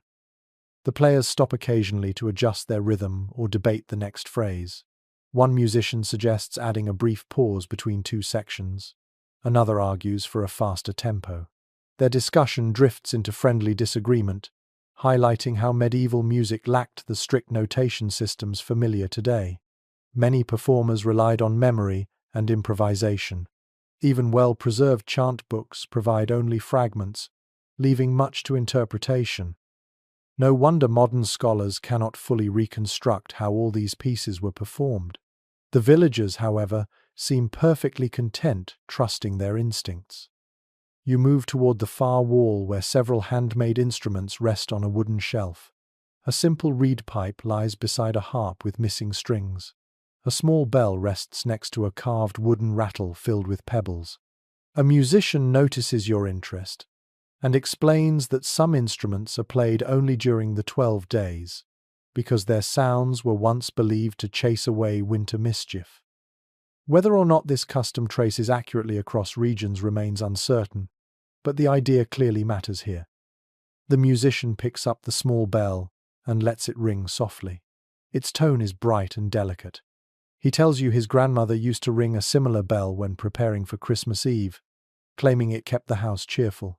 You smile at the image, imagining a cozy cottage filled with ringing and laughter. The practice session continues while villagers trickle in to listen. A shepherd leans on his crook, nodding along to the rhythm. A pair of children sway with the melody.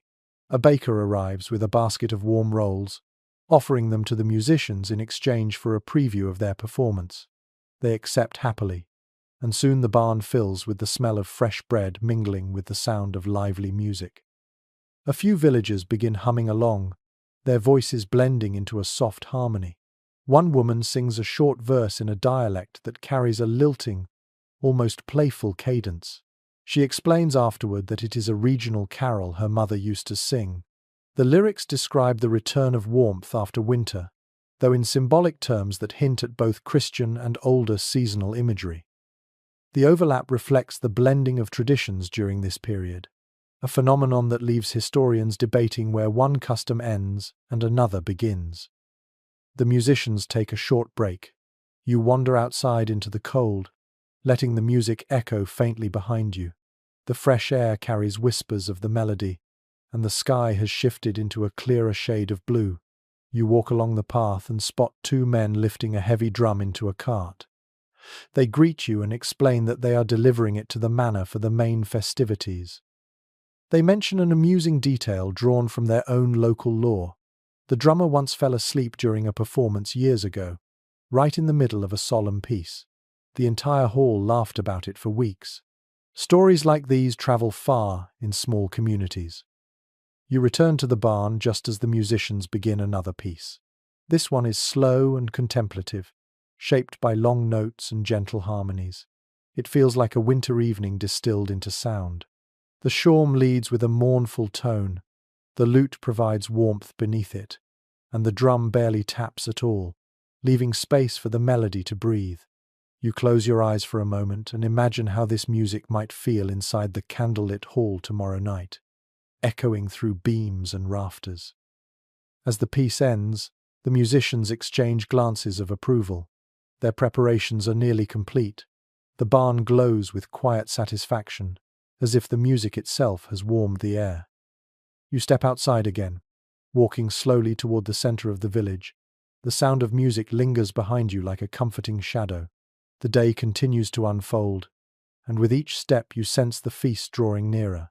The next transformation lies just ahead, waiting in the great hall where greenery, candles, and rich aromas will soon reshape rough timber walls into something wondrous.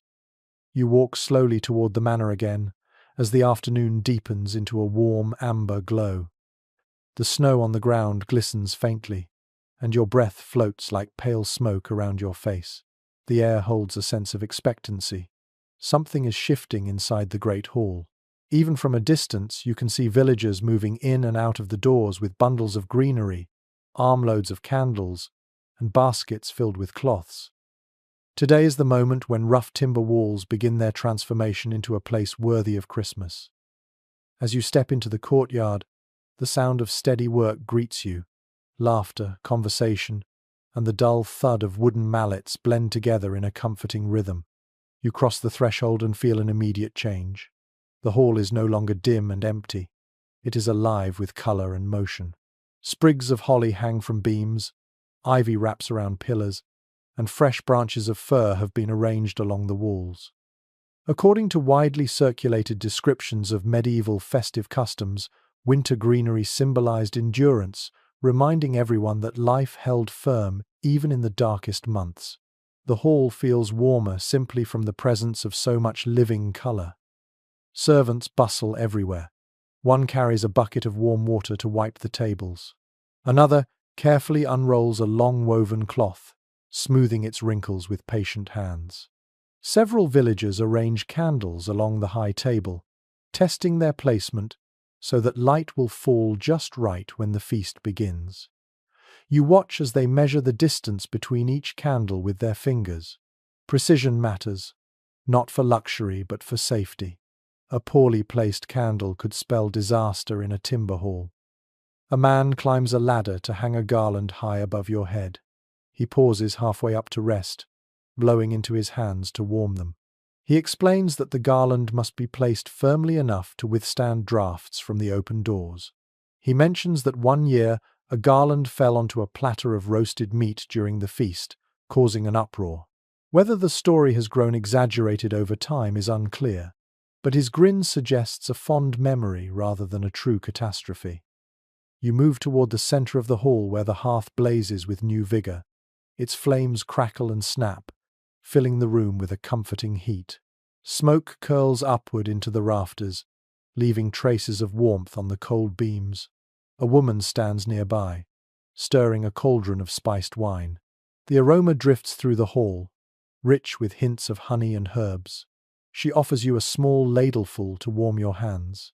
You sip it slowly, feeling the heat spread through your chest. She explains that the recipe comes from a tradition her mother learned at a distant manor. Some regions sweeten their wine more than others. Some add fruit. Others prefer bitter herbs. Researchers studying medieval culinary patterns often remark on how widely flavors varied from village to village. You wander toward the high table where a steward oversees the arrangements with a critical eye. He adjusts the placement of each goblet and inspects every plate. When he notices your presence, he offers a polite nod. He tells you that a well-prepared hall is as essential to the feast as the food itself. He recalls a passage from an old household manual describing how order and beauty invited blessings into a home. Whether or not the text represented widespread practice remains uncertain, but the sentiment clearly resonates with him. He then gestures toward the narrow windows where thin panes made from polished horn filter the winter light. The glow that enters through them feels soft and golden, giving the hall an almost dreamlike atmosphere.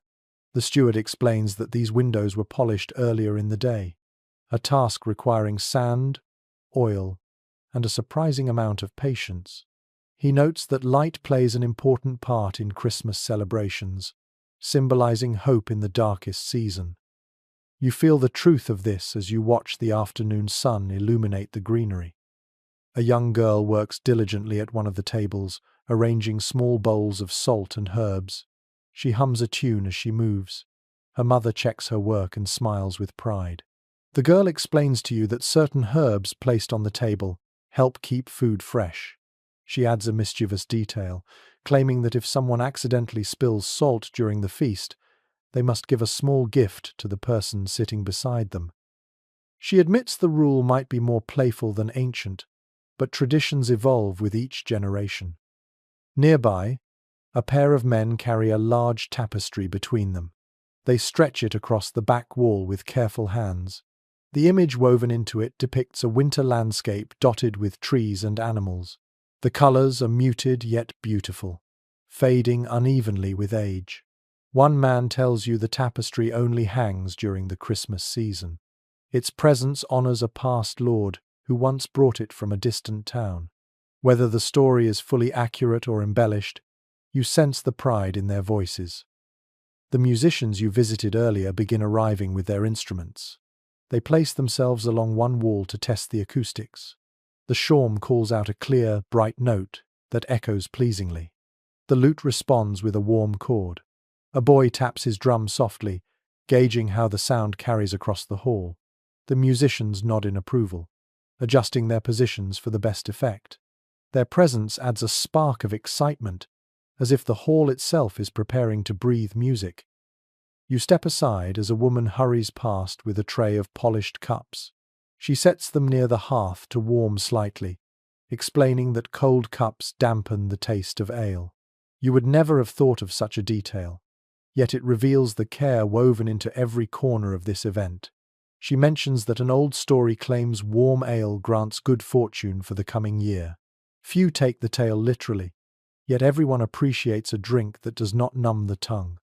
In the far corner, a group of children gather around a basket of candles. Their job is to test which ones burn evenly. They light each candle, watching to see how the flame behaves. One candle flickers wildly, and the children giggle before setting it aside. Another burns straight and strong, earning the quiet approval of the oldest child. The little rituals of preparation carry a sense of reverence disguised as play. The hall continues to change around you.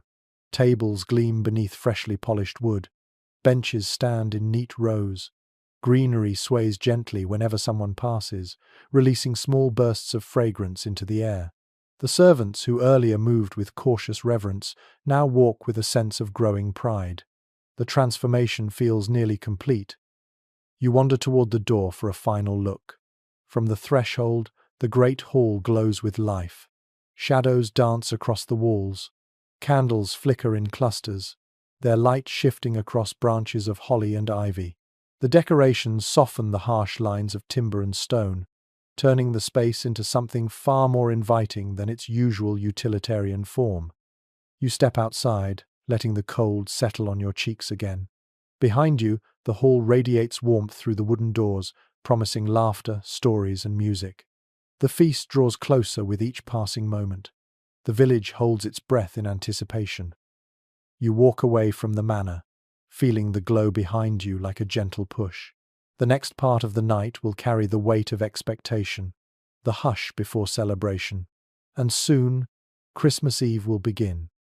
You walk slowly back toward the village as the last colors of afternoon drain from the sky. A deep blue settles over the rooftops, and the first hints of Christmas Eve hush begin drifting through the lanes. The air feels sharper now, as if the cold has been waiting for this moment to assert itself more boldly. You pull your cloak closer and listen. The usual sounds of the day have softened. No hammers, no bustling kitchen noise, no shouts across the green. Instead, the village holds a quiet tension, a stillness shaped by anticipation and a touch of reverence. Candles flicker behind shutter slats, small points of gold in the thickening dusk. A few villagers step outside to fetch firewood or water, but they move gently, speaking in low voices. According to several parish customs, noted across different regions, Christmas Eve carried a sense of sacred pause. People tried not to quarrel or speak harshly, believing that harmony on this night invited blessing for the year ahead. Whether this belief was entirely widespread remains uncertain, yet the hush surrounding you feels genuine. You pass a cottage where a woman gently shakes snow from a small bundle of straw. She spreads it beneath the threshold with deliberate care. When you ask about it, she smiles softly and explains that the straw symbolizes the manger. Some families place it by the door, others beneath the table, each following traditions passed down quietly from mothers and grandmothers. She adds that the placement changes from region to region and that old stories offer differing interpretations. Her explanation suggests layers of meaning woven through centuries of winter nights. Inside her cottage, a child peers out at you. His eyes are wide with excitement, though he tries to appear solemn because his mother told him Christmas Eve demands good behavior. He holds a small candle in his hands but has not been allowed to light it yet. The glow from the hearth paints warm colors on his face. You smile at him, and he ducks behind the doorframe, giggling quietly. Further along, you see a group of older villagers gathered near the church path. They speak in subdued tones about the timing of midnight service. One mentions that the priest hopes to begin earlier this year to avoid the bitterest hours of cold. Another reminds the group that tradition says the service must begin at a precise moment. They debate gently, each appealing to different memories. Their exchange reveals how local traditions often shift slightly over time, shaped by practicality and the resilience of community. You walk past the green, noticing how the world seems coated in silver. Frost clings to every branch, every rooftop, every fence post. The moon rises slowly above the trees, a clean white disk that throws a soft glow across the village. The scene feels almost otherworldly. Winter nights can make even familiar places feel touched by mystery. A woman steps outside carrying a bowl covered with cloth. She sets it on a small table near the door and lifts the cloth to check its contents. Warm steam rises, carrying the scent of herbs. She tells you that the dish inside must rest before being served tomorrow. She smiles when she sees your curiosity and explains a small custom from her childhood. According to her grandmother, no one should taste the special Christmas dishes before the first church bell rings on Christmas morning. She admits she does not fully know why. She just follows the tradition because it feels right. Nearby, a young couple places candles along their windowsill. The flames quiver in the cold air. The man explains that in some regions, villagers believed that Christmas Eve light-guided wandering travelers, both living and departed. Whether the belief sprang from faith or storytelling is hard to say. The couple, however, lights their candles each year without question. Their gentle smiles suggest they find comfort in the glow. A dog trots past you, tail wagging slowly, its paws leaving delicate prints in the snow. It sniffs at a pile of firewood before settling beneath a porch where warmth leaks through the planks. Even animals seem calmer tonight, as though aware of the change in atmosphere. You turn down a narrow lane where a family gathers outside with a small lantern. They wait for a relative who must make the final walk from a nearby hamlet before night falls. You join them for a moment, sharing the quiet expectancy. The father explains that relatives often traveled short distances on Christmas Eve, hoping to arrive in time for the vigil service. He mentions hearing conflicting stories about whether such visits were encouraged or discouraged in earlier centuries. He shrugs, saying families have always done what mattered to them. A soft wind rises, carrying the distant scent of pine. You hear a faint bell in the far distance, not from the church but from somewhere near the fields. A shepherd moves slowly toward the village with his flock, leading them into the shelter of a barn. Their soft bleats sound almost musical in the quiet night. The shepherd nods to you as he passes, explaining that on nights like this he never leaves his animals untended. His voice carries a gentle certainty, shaped by years of winter labor. As you approach the church path, you notice villagers placing small candles along the way. Each flame trembles as the cold settles heavier. The path glows faintly, like a trail of stars guiding travelers upward. You imagine walking this path at midnight, surrounded by villagers moving in silence. The imagery feels almost dreamlike. A young girl kneels by the church fence, tying a sprig of ivy to it. She explains that the greenery symbolizes hope for the coming year. She adds a small detail she learned from her grandmother, claiming that ivy represents resilience because it clings to stone even in winter. You sense an older story beneath her words, perhaps a folk meaning that predates the church itself. A few steps away, the priest emerges from the church door carrying a lantern. He checks the decorations placed earlier, gently straightening a candle that leans slightly to one side. He pauses to greet you and says that Christmas Eve has always been his favorite night, not because of the ceremony but because of the shared calm before it. He recalls an old passage he once read suggesting that people in earlier centuries believed heaven drew nearer to earth on this night. He adds, with a smile, that such ideas comfort people, though it is difficult to confirm how widely they were believed. He lifts the lantern and walks slowly along the path, ensuring nothing has been overlooked. You step inside the church briefly, drawn by its quiet glow. The interior feels transformed from earlier. More candles now flicker along the edges, illuminating the greenery draped across the walls. Shadows sway gently on the stone floor. A few villagers kneel in silence, their breaths visible in the cold. The moment feels suspended, as if time itself has slowed. You leave the church again, letting the cold settle once more on your cheeks. The entire village appears wrapped in stillness. A few last tasks are completed. A window is shut, a candle is straightened, a child is ushered indoors, and gradually, the village settles into a deep, hushed waiting. You walk toward your resting place with slow steps. The moon shines bright, the snow sparkles beneath it, and the air holds a silence that feels almost sacred. Christmas Eve lies fully upon the village now, quiet and expectant, its weight carried in every lantern, every whisper, every careful gesture. Soon the bells will call everyone into the night, but for now, the hush remains. You make your way up the church path again, when the first soft bell begins to ring across the snow-covered village. Its sound is gentle at first, almost hesitant, as though the bell itself is waking from a long winter rest. Then it grows clearer, spreading through the stillness with a calm authority that draws people from their homes. The night air feels sharper now, but strangely alive. This is the moment everyone has been preparing for. Midnight Mass, the quiet heart of Christmas Eve. Lanterns appear one by one along the lane as families step out into the cold. Their bundled shapes glow softly, each lantern throwing a small circle of gold onto the snow. You join the slow procession climbing the path. No one hurries, no one speaks loudly. The sound of footsteps in the snow becomes its own quiet rhythm. According to several often cited descriptions of medieval worship, the walk to midnight mass was considered part of the ritual itself, a transition from ordinary time into sacred time.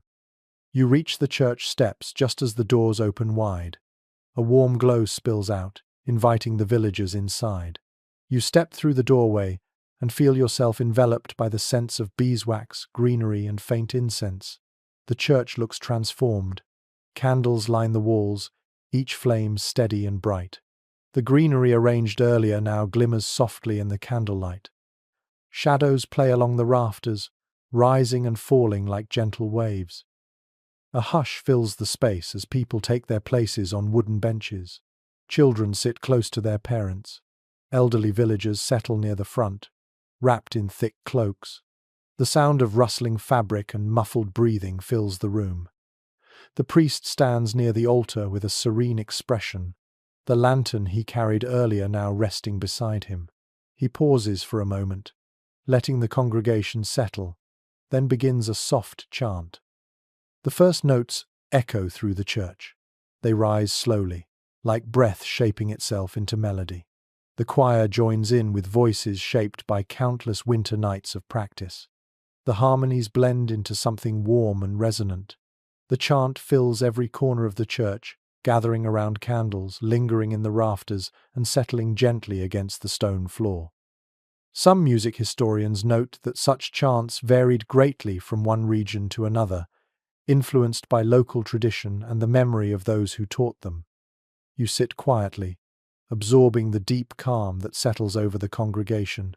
A woman beside you clasps her hands together, her breath rising slowly with each quiet prayer. A child leans against his father's shoulder, half awake but determined to stay conscious for the sacred moment.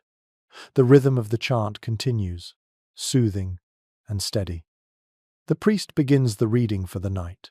His voice is low but clear, shaped by years of speaking in cold churches where each word must carry through stone walls. You listen to the familiar story, noticing how the villagers respond to it with subtle bows of the head or soft murmurs of agreement. The story feels ancient here, older than parchment, older than stone, older even than the village itself. It feels woven into the very structure of winter. Candles flicker gently as the priest lifts the chalice. The congregation leans forward slightly, as if drawn together by an invisible thread. A wave of reverence settles over the room. You notice how even the smallest children fall silent now.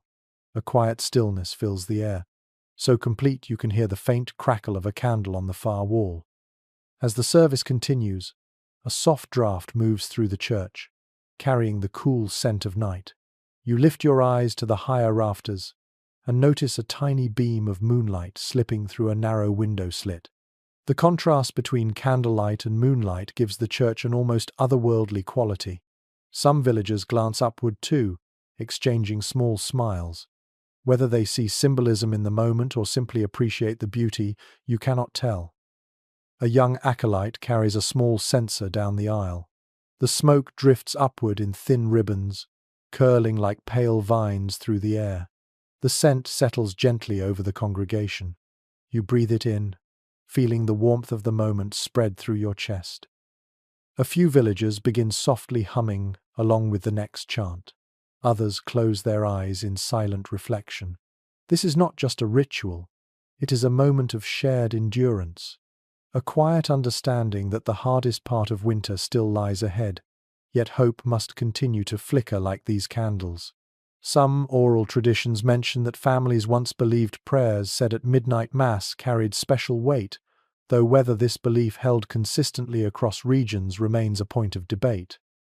You notice an elderly man near the front wiping his eyes discreetly. A woman beside him rests a gentle hand on his arm. The tenderness of the gesture speaks louder than any words. Moments like these remind you that medieval Christmas was as much about human connection as it was about ceremony. The priest raises his hands and begins the most solemn portion of the service. The choir responds with a song that trembles with emotion. The melody shifts into a higher register, weaving through the air like thread pulled through cloth. The candles glow brighter as the song rises. A deep quiet fills your chest, the kind that makes the world seem to pause. Then comes a moment of silence. Pure, unbroken, absolute. The entire congregation holds its breath. Even the flames seem to stand still. You feel the weight of centuries pressing gently around you, as though countless winter nights from long ago echo softly in this single pause. The final blessing breaks the silence. The congregation responds in a low murmur that rolls gently across the room. People slowly rise from their benches. Some bow their heads once more. Others clasp hands or exchange quiet smiles. The priest extinguishes a single candle on the altar, leaving the others to glow for a little while longer.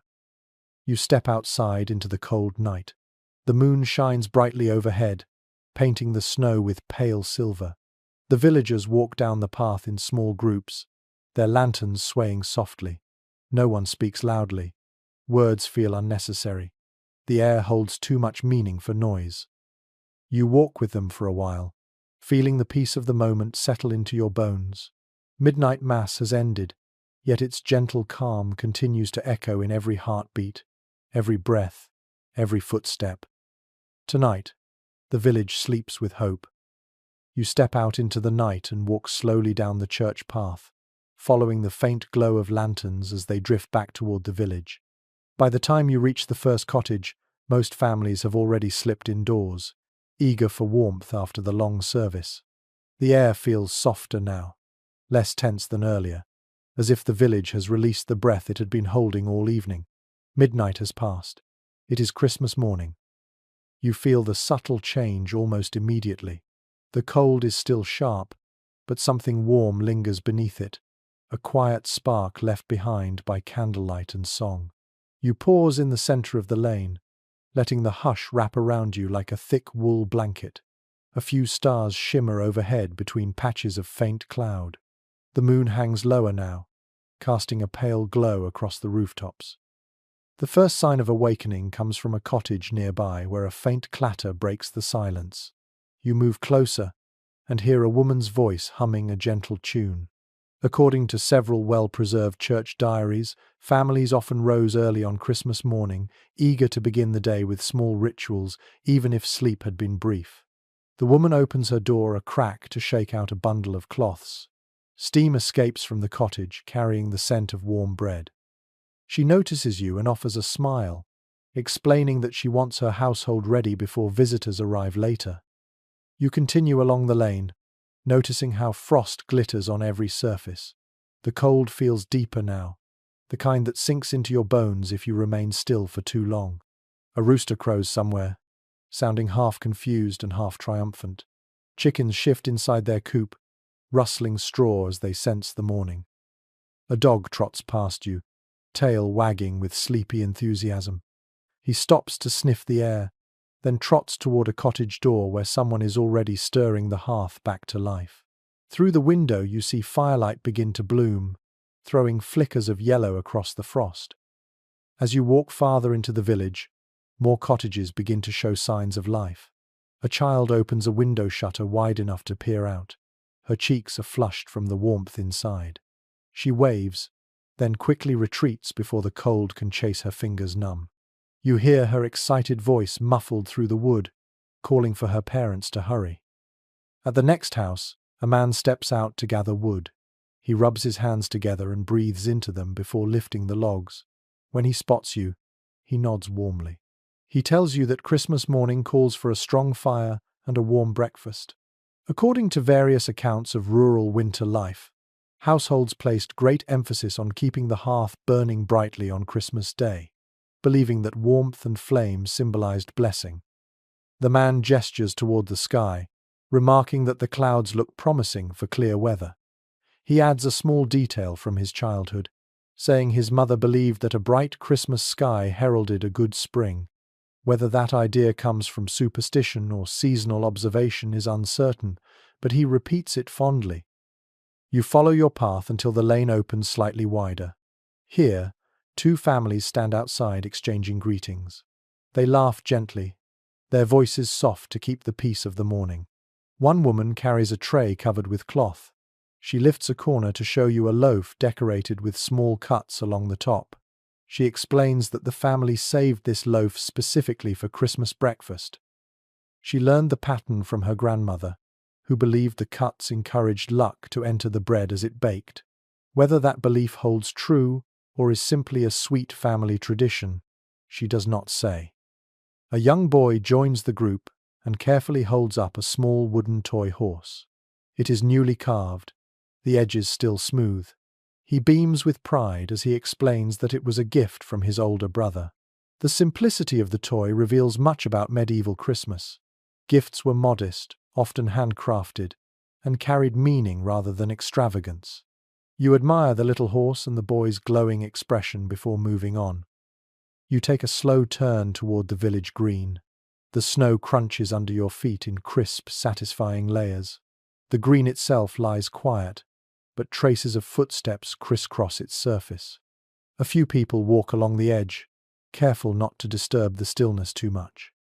Their breath hangs visibly in the air, forming tiny clouds that dissolve in the breeze. At the far end of the green, a woman places a small candle at the base of the communal well. She explains when you approach that her family has always lit a candle near water on Christmas morning. She says her mother believed water holds a special stillness on this day. Certain sources from various regions mention similar beliefs, though they often vary widely. Whether rooted in pagan tradition or Christian symbolism, the custom persists in quiet corners of rural life. The village feels peaceful, yet energetic. You notice that people move with a lightness in their steps, as though the weight of winter has temporarily lifted. Children dart between cottages, their laughter bubbling softly in the cold air. A few carry small baskets, perhaps already preparing to deliver small gifts to neighbors. You walk toward a cottage where voices rise in melodic harmony. The door stands open, and as you peer inside, you see a family singing softly around the hearth. Their harmony is imperfect but sincere, weaving through the air like a warm ribbon. The grandmother leads the song, tapping her foot in gentle rhythm. According to certain musical traditions preserved in local lore, families often sang familiar carols or winter songs together on Christmas morning. The melody carries simplicity and comfort. You remain at the doorway for a moment, absorbing the gentle music, before moving on. Outside, the sky brightens even more, casting a faint gold shimmer across the snow. You inhale deeply. The scent of wood smoke mixes with faint hints of herbs and baking bread. The combination feels like winter distilled to its essence. A man and his daughter appear carrying a small basket of apples that were carefully stored through the season. The apples are wrinkled but fragrant. They offer one to you, explaining that sharing fruit on Christmas morning symbolizes generosity and hope for abundance. You take a bite. The apple is crisp, sweet, and unexpectedly refreshing. The man's daughter giggles at your expression. At the village edge, you find a shepherd returning from checking on his animals. He leans on his staff and mentions that the flock behaved unusually quietly during the night. He smiles knowingly and quotes an old saying about animals sensing the peace of Christmas. Whether such sayings hold truth or simply comfort people, he does not seem bothered by the uncertainty. You walk back toward the heart of the village, noting how warmth has begun to seep from every doorway. Families prepare to gather, whether in homes or at the manor, carrying with them the calm born of a long night and a hopeful morning. The village feels almost changed from the one you first encountered. The tension has eased. The heaviness of winter seems more distant, replaced by a gentle glow. You pause on a small rise where the snow glimmers beneath the rising light. The view reveals the entire village, its thatched roofs dusted with frost, its chimneys puffing steady smoke, its people moving with quiet joy. This is Christmas morning in a medieval world. Not grand or extravagant, but beautiful in its simplicity and sincerity. And as you step forward again, you sense that the day's true celebrations are only beginning. You follow the gentle flow of villagers as they move from household to household, carrying small bundles wrapped in cloth or tucked carefully beneath cloaks. The morning light has brightened into a pale gold that settles softly across the snow. Christmas Day has fully arrived, and with it the tradition of exchanging modest gifts.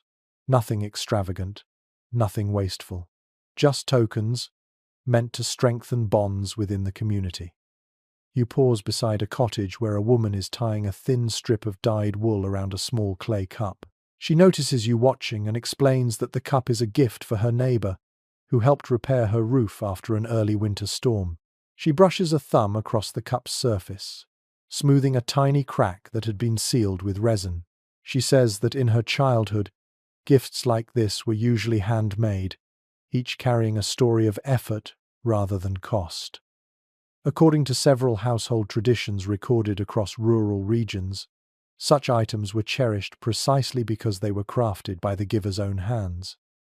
As you move on, you notice two children trading simple trinkets. One gives a tiny whistle carved from elder wood. The other offers a string of dried berries tied together with twine. Their excitement feels unrestrained, as though these treasures were priceless artifacts. They blow the whistle and laugh as its sharp tone pierces the cold air. The girl wearing the berry necklace twirls proudly, letting it bounce against her tunic. Nearby, an older man stands behind his cottage door, holding a small bundle wrapped in linen. Inside is a piece of carefully polished bone shaped into a button. He explains that he carved it during long winter evenings. He gives it to his daughter, who fastens it to her cloak with tears in her eyes. The gesture speaks of family ties, maintained through effort rather than wealth. He tells you that in his youth, buttons were valuable enough to be gifted for special occasions. Whether that was common across all regions is uncertain, though similar accounts appear in old inventories and wills. You continue walking and spot a few villagers gathered in a circle around a small table. On it sit modest items: a woolen glove, a carved wooden spoon, a sprig of dried herbs tied neatly with a ribbon.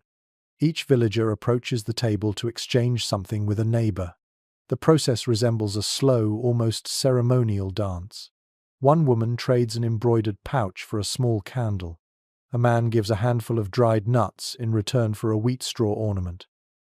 The scene reflects an unwritten agreement that gifts should be humble, thoughtful, and rooted in everyday usefulness. As you wander toward the next lane, a young woman beckons you into her home. Inside, she shows you a simple wreath made from twigs and winter flowers. It is fragile but elegant. She plans to offer it to the grandmother who lives 2 cottages away. She reveals in a quiet voice that her grandmother once taught her how to weave such wreaths during long winters. Whether the ritual carries a deeper symbolic meaning or is simply a tradition of their family, she cannot say. She only knows it brings comfort. Back outside, you pass 2 teenage boys struggling to hold a bundle wrapped in cloth. They unwrap it slightly to reveal a pair of leather braces. The older boy explains that he made them for his younger brother to use while tending sheep. The younger boy beams, flexing his wrists proudly. His brother ruffles his hair and tells him to keep them in good condition. The moment feels honest and warm. You step toward the village green, where a group of elderly women sit together near a bench covered in blankets. Each holds a tiny gift ready to be given later. One has knitted a pair of mittens. Another has prepared a small packet of dried lavender. The third holds a wooden thimble carved with surprising finesse. They remind you gently that giving on Christmas Day is not measured by value but by intention. You nod, appreciating their wisdom. A man approaches carrying a small loaf of sweetened bread. He presents it to a neighbor with a warm handshake. The neighbor thanks him and offers in return a jar of honey saved from summer. The exchange feels ancient, grounded in shared labor and mutual survival. According to some regional customs that appear in older winter records, food gifts symbolize both generosity and trust. You sense that meaning clearly here. A group of children race past you, each clutching a small token. You follow them to a cottage where an elderly couple waits by the door. The children present their gifts: a painted pebble, a tiny doll made from corn husks, a ribbon, and a small clay bead. The couple smiles broadly, accepting each one as though it were precious. In return, they hand out thin wafers flavored with honey. This exchange, you realize, is perhaps the purest form of celebration. You walk toward a cottage where laughter spills from the doorway. Inside, a young couple presents each other with small embroidered patches, each stitched with a symbol meaningful to their life together. She has sewn a tiny sprig of ivy to represent steadfastness. He has sewn a star to represent hope. Whether the meanings of these symbols stem from folklore or personal sentiment, the affection in their exchange is unmistakable. Outside, you encounter a man carrying a small wooden tool he crafted for a friend, meant to ease the work of splitting firewood. He hands it over with a grin. The friend tests the tool's weight and nods in appreciation. A practical gift, born of understanding the cold season's demands. You overhear one of them say that such gifts can mark the difference between hardship and ease during winter. This sentiment appears often in rural recollections of the period. You continue walking until you come across a small child holding a handful of feathers tied together with colored thread. She tells you it is a charm meant to bring happiness. She gives it shyly to her grandmother, who pretends to be astonished and delighted. The grandmother places it above the doorway, promising to keep it safe. You smile at the sweetness of the exchange. Farther along, a pair of neighbors trade cheese for a small sack of dried herbs. Their conversation turns to memories of past winters, each remembering times when gifts were even smaller yet felt equally meaningful. They laugh about the year one neighbor gave the other a single onion, and how it started a playful tradition of exchanging humble but heartfelt tokens. As the morning brightens further, the village becomes a tapestry of small gestures. Children run happily from cottage to cottage. Adults greet one another with warm smiles, offering small presents that reflect effort rather than abundance. The air fills with the hum of gentle voices, the scent of freshly baked bread, and the faint smoke from quiet hearths. You pause near the center of the village, feeling the peaceful rhythm of the morning settle into your bones. Christmas in this world does not revolve around lavish offerings or grand spectacles. It thrives in these tiny exchanges, each one carrying a sense of belonging, gratitude, and hope. Even the cold feels less biting now, softened by warmth that radiates from human connection. You take one more slow breath before turning toward the manor, where preparations for the midday feast are reaching their peak. The morning has offered its gentle gifts. Now the heartier celebrations wait just ahead. You walk toward the manor again, guided by the steady stream of villagers carrying baskets, clay jugs, wrapped loaves, and bundles of greenery that sway gently as they move. The sun has climbed higher now, though it shines with the weak glow of winter, more silver than gold. The cold still presses at your cheeks, but the warmth of anticipation fills the air like an invisible hearth. The feast is close. You can almost smell it before you reach the courtyard.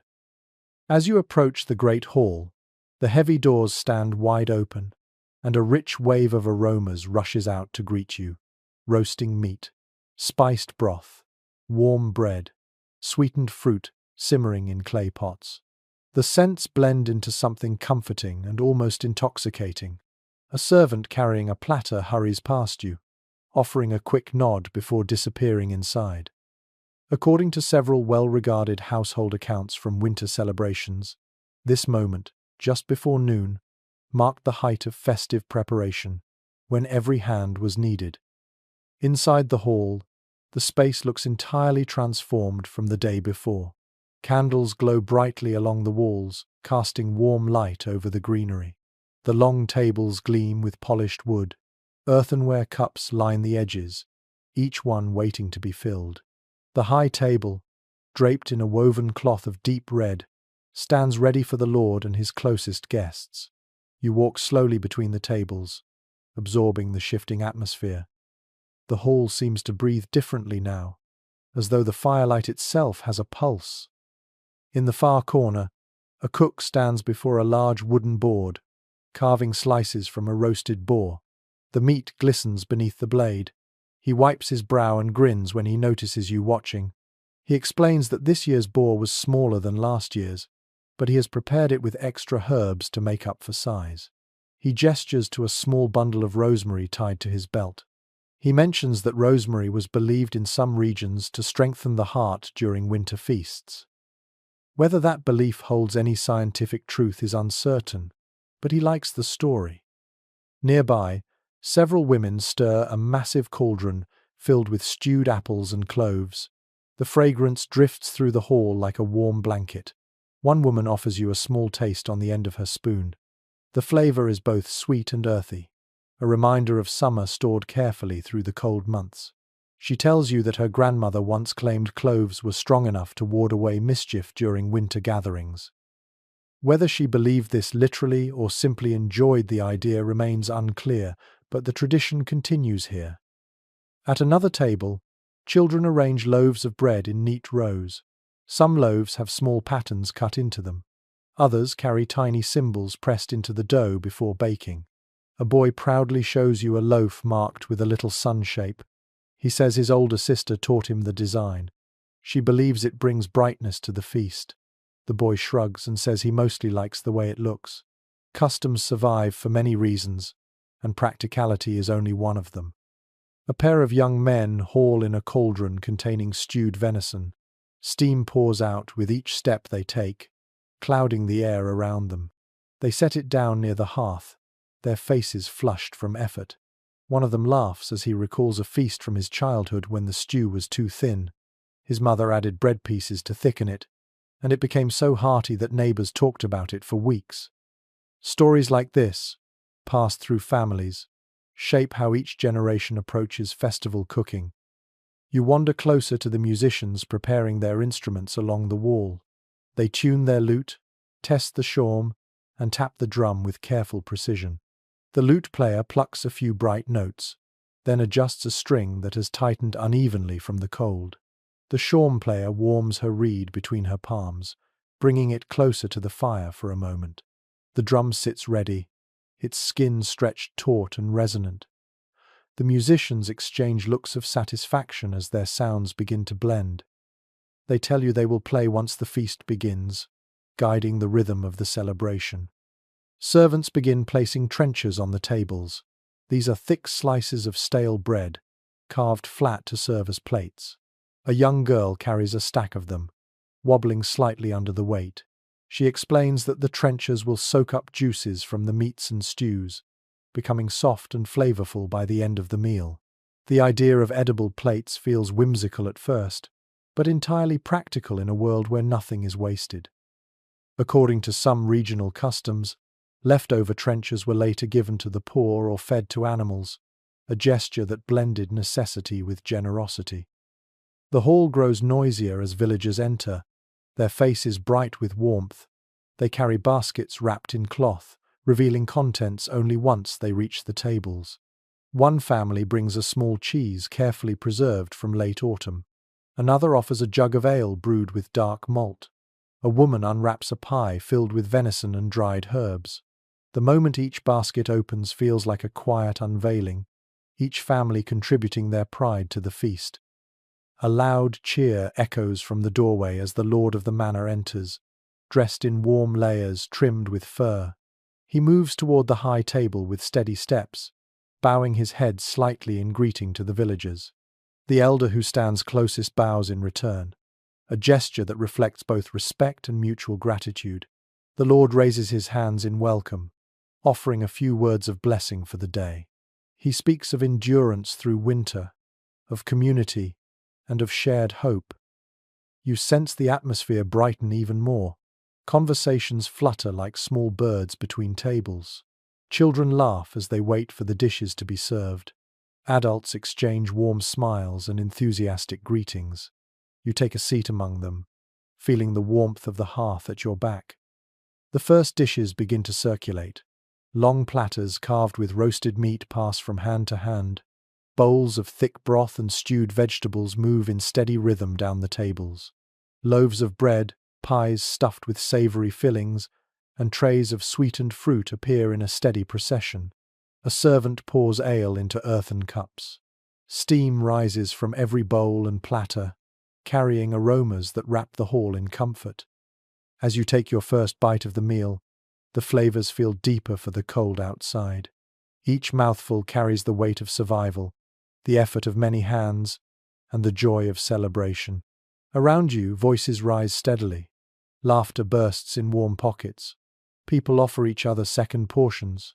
Children sneak extra bites when they think no one notices. Music begins to fill the hall.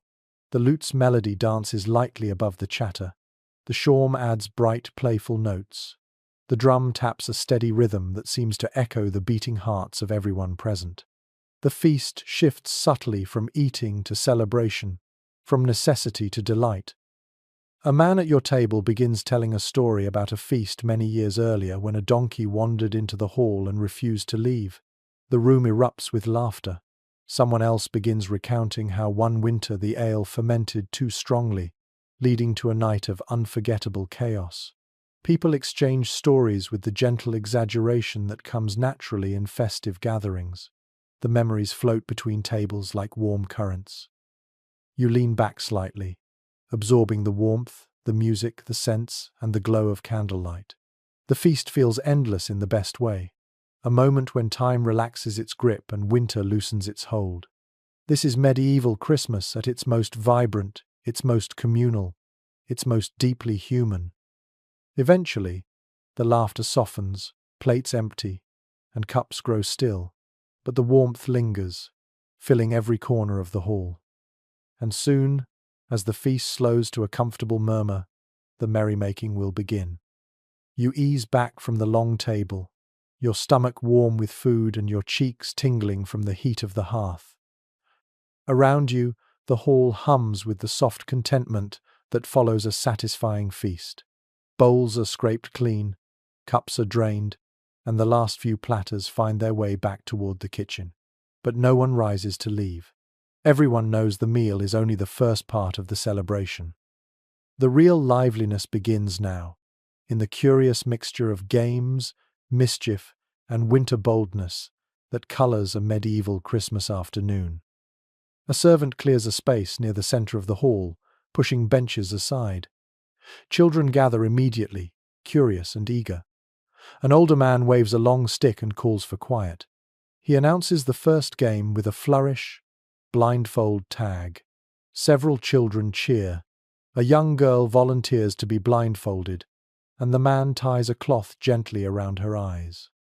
She spins 3 times, then stumbles forward with arms outstretched while the other children scatter, their laughter bouncing off the walls in bright echoes. You watch as the girl gently bumps into a boy hiding behind a pillar. He shrieks with laughter and becomes the next seeker. The simple game fills the hall with warmth that even the fire cannot rival. According to descriptions preserved in winter recollections from various regions, playful contests like this were common during Christmas gatherings. They provided a welcome release from months of cold and work. Nearby, a group of men gather near the hearth where a circle of cleared space reveals the stone floor. One slaps another on the shoulder and challenges him to a wrestling match. They clear a wider circle as more villagers gather to watch.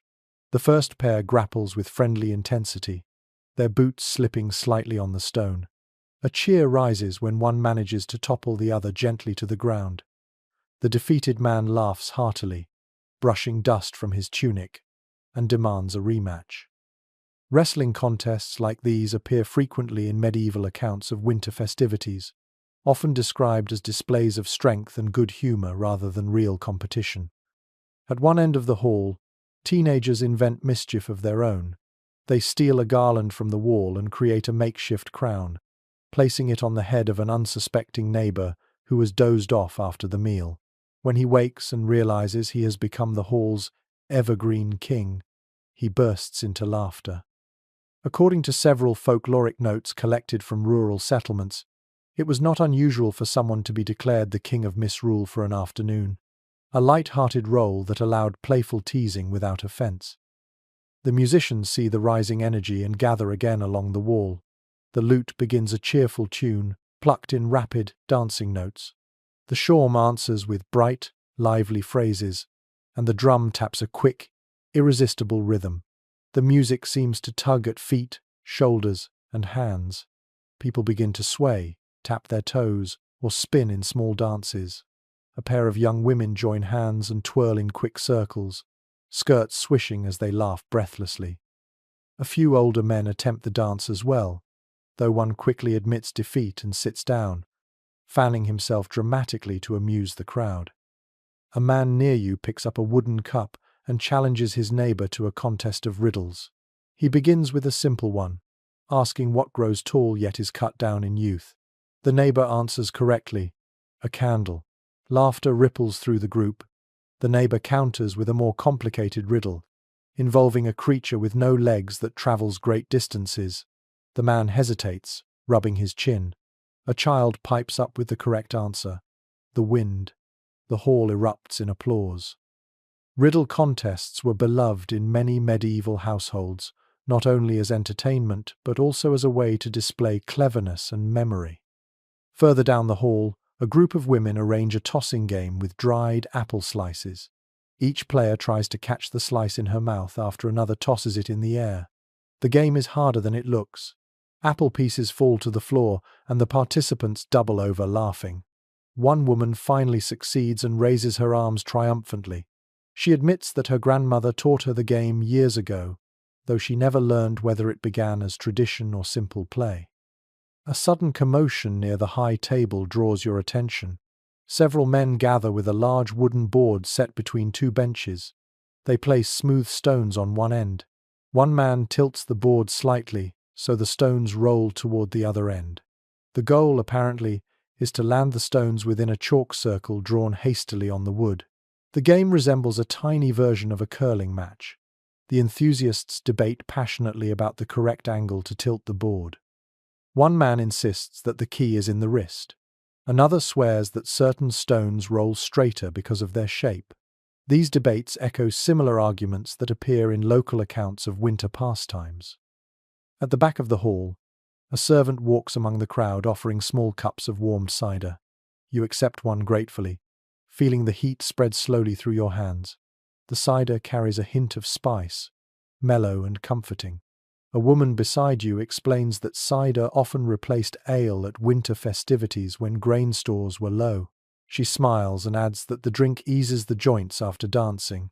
She winks, hinting that she plans to return to the dance circle soon. A sudden shout from the wrestling circle pulls your attention again. Two of the stronger men have decided to test their skills. The crowd gathers closely. The wrestlers circle each other, each waiting for the other to make the first move. When they finally clash, their boots slide across the stone floor with heavy force. The match ends with both men toppling together in a heap and then bursting into laughter. The crowd applauds loudly. Near the hearth, a group of children gather around an elder who holds a carved wooden figure in one hand and a stick in the other. He demonstrates a game that involves flicking the stick to make the figure jump. The children squeal with delight each time the figure springs upward. The elder explains that he learned the game from his father. Whether it originated here or traveled from another region is unclear, but the joy it sparks is unmistakable. A woman approaches with a small basket filled with nuts. She tosses one to each villager nearby. Once everyone has a nut, she announces the next game, cracking the nutshell by pressing it against the hearthstone while making a wish. The sound of cracking fills the corner of the hall. One man laughs as his nut refuses to break, joking that it must be enchanted. Another woman cracks her nut easily and grins, confident that her wish will come true. The symbolism behind the custom varies depending on the region, and some claim it once represented hopes for the agricultural year ahead. You pause for a moment in the center of the hall, letting the sounds flood over you. Laughter rises in waves. Music pulses steadily. Children chase each other around benches. Adults tease and congratulate one another. The feast has shifted into shared celebration, a communal release of energy built up over long, dark weeks. The warmth of the hall is almost overwhelming now. You step closer to one of the open doors to breathe the cold night air. Outside, stars glitter above the snow, but inside, the glow of firelight and lanterns holds its own brilliance. You turn back toward the hall just as the music quickens again, a signal that the next wave of festivities is about to begin. The day has grown long, but the spirit in the hall remains bright. The feast has filled stomachs, and now the games fill the hearth-warmed evening with laughter that echoes far into the winter night. You drift back into the hall just as the laughter from the last game begins to fade into a comfortable hum. The heat of the hearth wraps around you once more, and you sense a shift in the atmosphere. The energy changes, softening from rambunctious games into something more mysterious, a kind of playful secrecy that stirs quietly along the edges of the room. A few villagers glance toward the doorway as if expecting someone. Children giggle behind their hands. Even the musicians exchange knowing smiles. Then it begins. A thump at the hall door makes everyone fall silent. Another thump follows, this one louder. The door opens a crack, letting a burst of cold air swirl through the hall. Into the flickering fire glow steps a figure wearing a crude mask made of bark and straw. The mask is clearly handcrafted, with eye holes cut unevenly and a crooked smile etched across the surface. The figure holds a wooden staff wrapped with sprigs of holly. Behind him shuffle more masked performers, each one wearing an outfit cobbled together from old fabrics, animal skins, and scraps of whatever they could find. The hall erupts in cheers. Mumming has arrived. The masked troupe marches inside with exaggerated steps, tapping their staffs on the floor in unison. Children rush forward to watch, wide-eyed with delight. Adults clap rhythmically, encouraging the performers. According to seasonal traditions preserved in scattered parish notes, mumming was a cherished part of winter celebrations. Villagers disguised themselves to perform short plays, mixing humor, folk tales, and hints of old seasonal rites. The performers often moved from house to house or hall to hall, weaving mischief and entertainment wherever they stopped. The lead performer bows dramatically before the high table. The lord, amused, gestures for the troupe to begin. They fan out across the hall, positioning themselves like actors preparing for a grand but chaotic performance. The first skit begins with a mock battle. Two masked figures circle each other, waving wooden swords carved from firewood scraps. They clash dramatically, their movements exaggerated for comedic effect. One falls to the floor with an overacted groan, clutching his chest.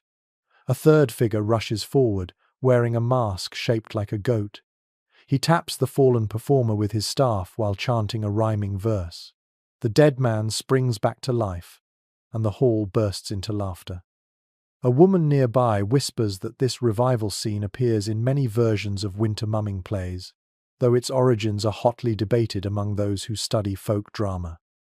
The troupe moves to the hall center again, this time launching into a humorous tale involving a crooked merchant who tries to cheat a shepherd.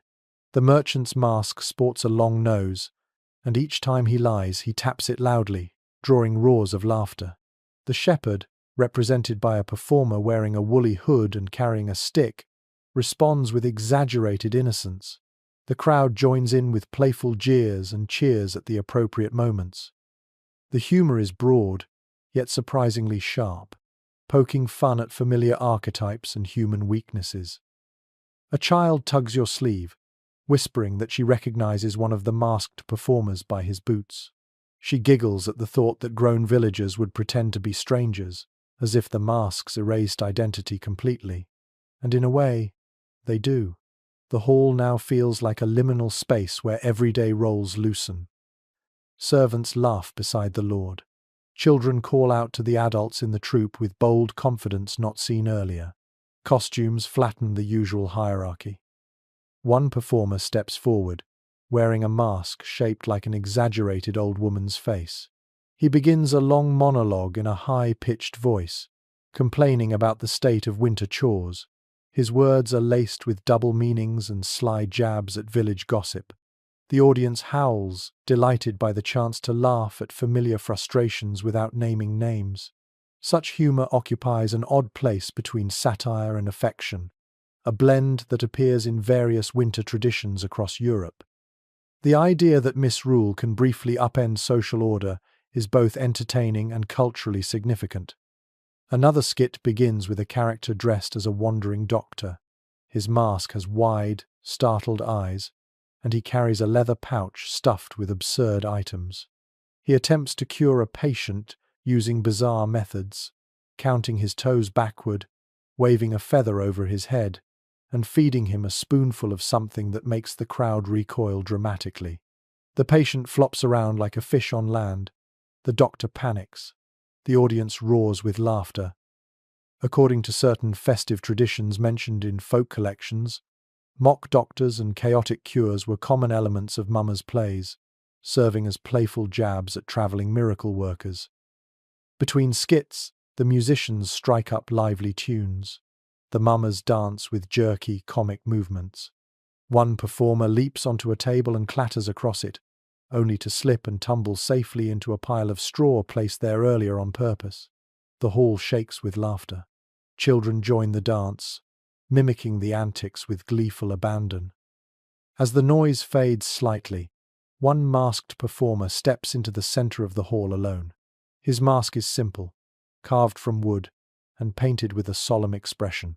He begins reciting a short verse about the turning of the year. The words are rhythmic, almost chant-like, carrying hints of older seasonal symbolism. Whether the verse draws directly from ancient customs or has simply evolved within this village is uncertain, but it captures the attention of everyone present. The performer speaks of winter darkness, returning light, and the need for community.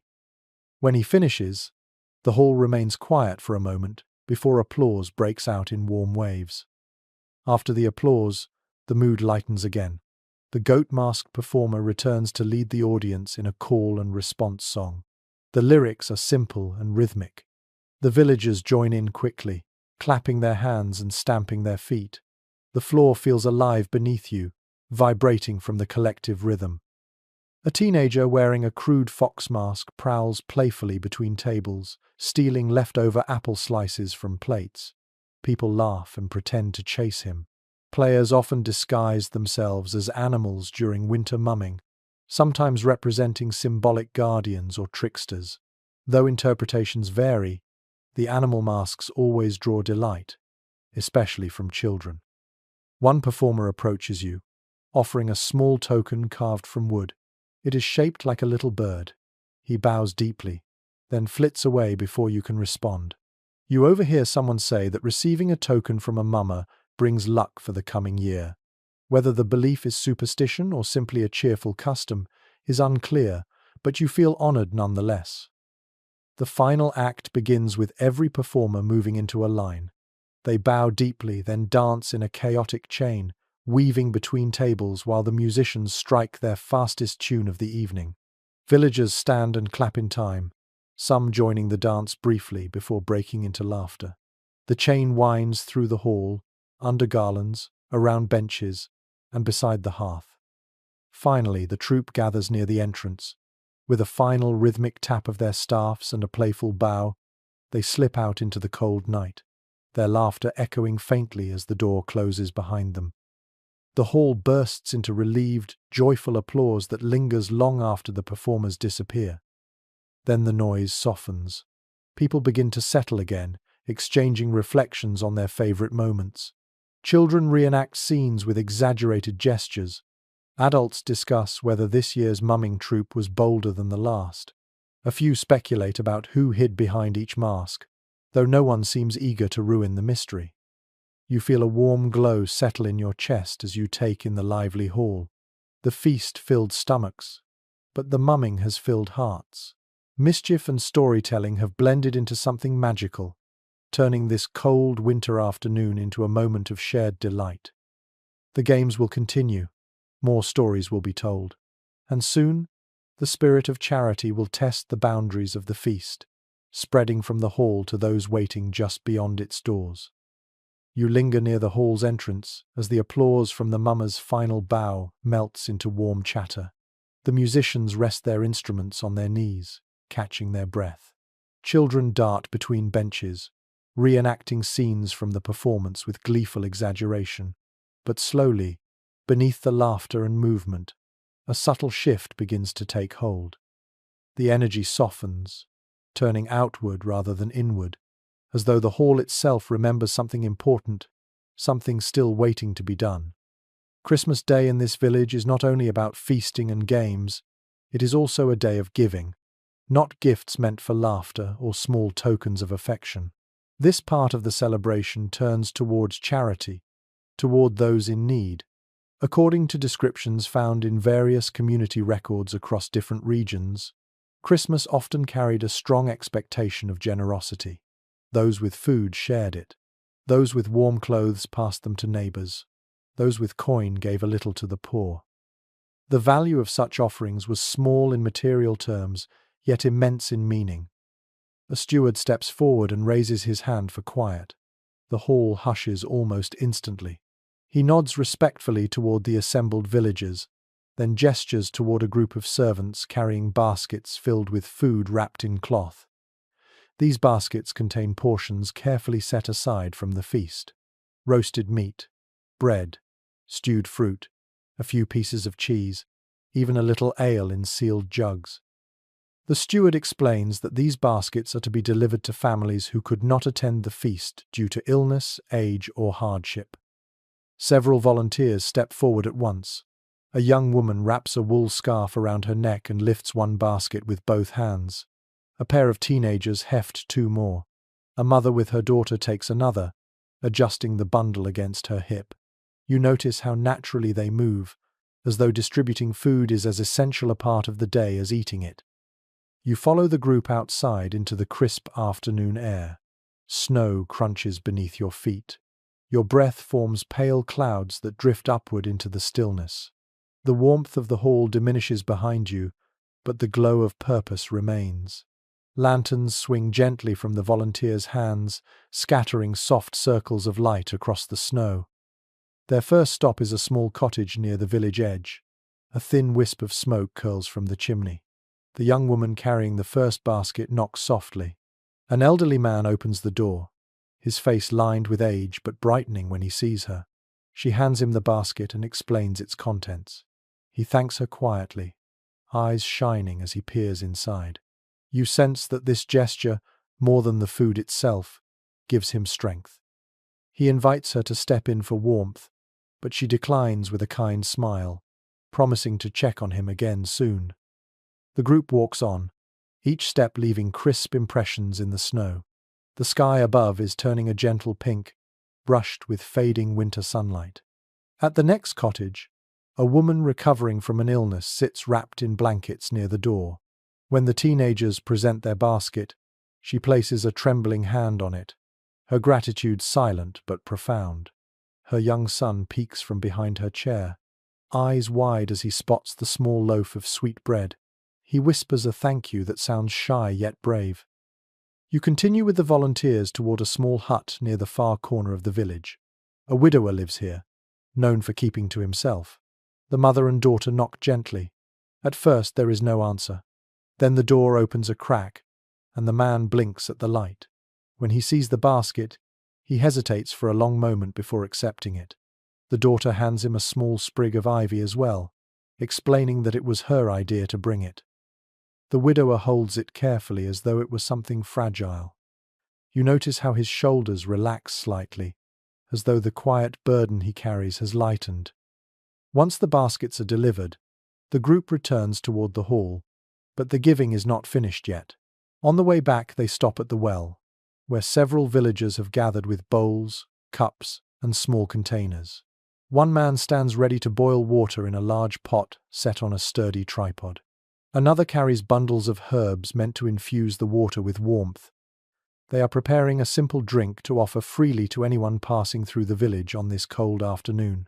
A traveler, a shepherd, a lonely neighbor, whoever needs it. A woman stirs the pot, watching steam rise into the icy air. She tells you that her mother always insisted on warming water with herbs on Christmas afternoon. According to her family's tradition, offering a warm drink to a stranger counted as a blessing that returned tenfold in the coming year. Whether this belief is ancient or simply her family's fond superstition is impossible to guess, but she carries it proudly. As the first batch finishes boiling, villagers take turns offering the drink to anyone nearby. A shepherd stops on his way back to the fields. His hands shake slightly from the cold, and he accepts the cup with a grateful nod. A small group of travelers passing through the region approaches hesitantly, but the villagers welcome them warmly, offering bread and hot drink in equal measure. The travelers murmur thanks in accents not familiar to you. Kindness needs no common language. You follow the volunteers back to the hall, where another group has begun sorting through clothing and blankets brought from their homes. The items are simple: wool mittens, shawls, patched tunics, worn but serviceable blankets. These are given to families facing harsh winter conditions. A child without gloves receives a pair too large but warm. An older woman accepts a shawl woven many years earlier. A man takes a thick blanket for his newborn son. The hall, so recently filled with games and laughter, now holds a quieter form of warmth. As you observe, an elderly woman approaches with a bundle in her hands. She unwraps it to reveal a finely sewn piece of cloth embroidered with delicate patterns. She tells the steward she wishes it to be given to a young mother whose daughter has fallen ill. The steward places it carefully atop a pile of practical gifts. You sense the weight of sentiment woven into the cloth. It holds stories, memories, and a piece of the woman's heart. In the corner of the hall, the musicians begin playing a soft melody. Not lively, not boisterous, something gentle, shaped by gratitude. The notes float through the air like slow falling snow. Villagers pause to listen. Their faces soften. A few whisper quiet prayers for those they have helped today. A man near the hearth shares a memory of a winter long ago when a neighbor's kindness saved his family during a famine. He speaks slowly, voice thick with emotion. Another villager responds by recalling a year when the manor's generosity kept the poorest families from freezing. Stories of hardship and survival weave together, reminding everyone that winter tests every household differently. A group of children gather around the table where leftover trenchers sit. They help cut the softened bread into smaller pieces to be shared among families who have little. The task is simple, but their focus is intense. One child tells you her teacher said that giving bread at Christmas strengthens the whole village. You smile at her seriousness, sensing she believes the words completely. The steward organizes the last of the charitable items while villagers continue to contribute. A man offers a small stack of firewood. Another brings dried herbs to help soothe winter illness. A woman contributes a small candle, explaining that even a single flame brings comfort on the darkest nights. Each gift reflects the reality of life here, shaped by need rather than extravagance. You feel a deepening sense of warmth in the hall, not from the fire, but from something far more profound. The villagers do not give because they have much, they give because they understand winter. They give because they understand each other. Hardship in this world is inevitable, but kindness is a choice repeated again and again. The afternoon light fades gently outside. Snow begins to fall in delicate flakes, settling lightly on windowsills. Inside, the warmth of generosity lingers like a soft glow. People return to their seats or gather near the hearth. Children clutch empty bowls, cheeks flushed from the cold. Adults exchange soft words of gratitude. The hall hums with gentle connection, shaped by steady hands and open hearts. Soon the visitors will return. The musicians will raise their instruments, and the evening will take on a different energy again, blending celebration and reflection beneath the winter sky. But for now, the hall rests in a quiet, beautiful moment. You return to the hall just as the last of the charity baskets are set aside, their empty cloths folded neatly for washing later. The warmth of the hearth greets you once more, wrapping around your shoulders like a gentle embrace. Outside, the snow continues falling in small, drifting flakes. Inside, people settle into a softer rhythm. The laughter from earlier still lingers, but it has mellowed into something more reflective. The afternoon has shifted into early evening, and with it comes a subtle change in mood. Someone stirs the fire, sending a bright spray of sparks upward toward the rafters. The musicians pluck a few quiet notes, testing their instruments again. Voices soften. Children curl close to their parents or grandparents, some leaning sleepily against warm woolen sleeves. And slowly, you sense the next tradition approaching, one shaped not by food or games, but by stories. The kind told only on winter evenings when the cold presses close outside, and the hearth becomes the center of the world. Villagers begin rearranging benches into a wide circle. Someone dims a few candles by pinching their wicks. Not all of them, just enough to let the fire take precedence. Shadows stretch long across the floor, curling softly around boots and skirts. The hall transforms from a place of clamor into a place of listening.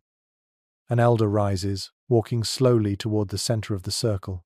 His steps are steady but measured, each one punctuated by the creak of old leather boots. He carries a little stool under one arm, worn smooth by years of use. When he sits, the room grows still.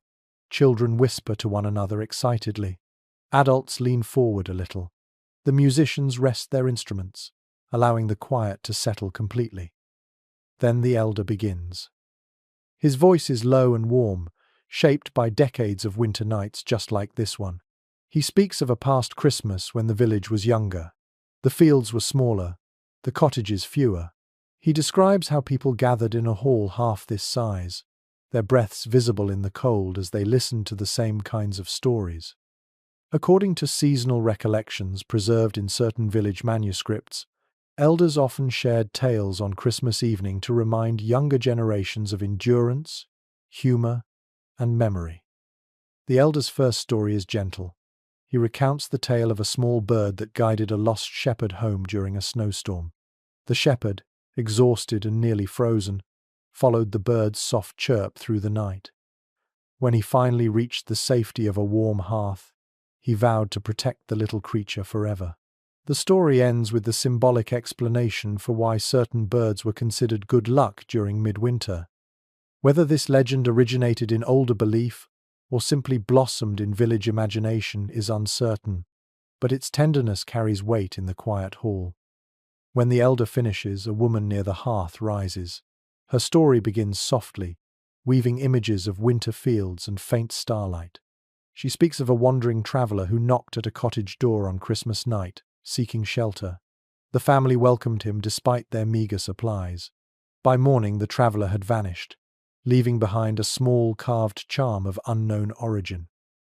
The charm, she explains, was believed to bring good fortune for generations. Folklore of mysterious winter visitors appears in many regions, though interpretations vary widely. Her story blends kindness with quiet mystery. The children listen with rapt attention. One clutches her grandmother's hand. Another shifts closer to the fire, eyes reflecting its glow. A man takes the next turn. His voice is deeper, and his tale leans toward humor. He describes a Christmas long ago when the village baker's apprentice accidentally added far too much yeast to the dough. The loaf swelled so large that it pushed open the oven door and rolled across the floor like a mischievous creature. The room erupts with laughter as he mimics villagers chasing the runaway bread down the lane. He insists that the story is true, though the twinkle in his eyes suggests generous exaggeration.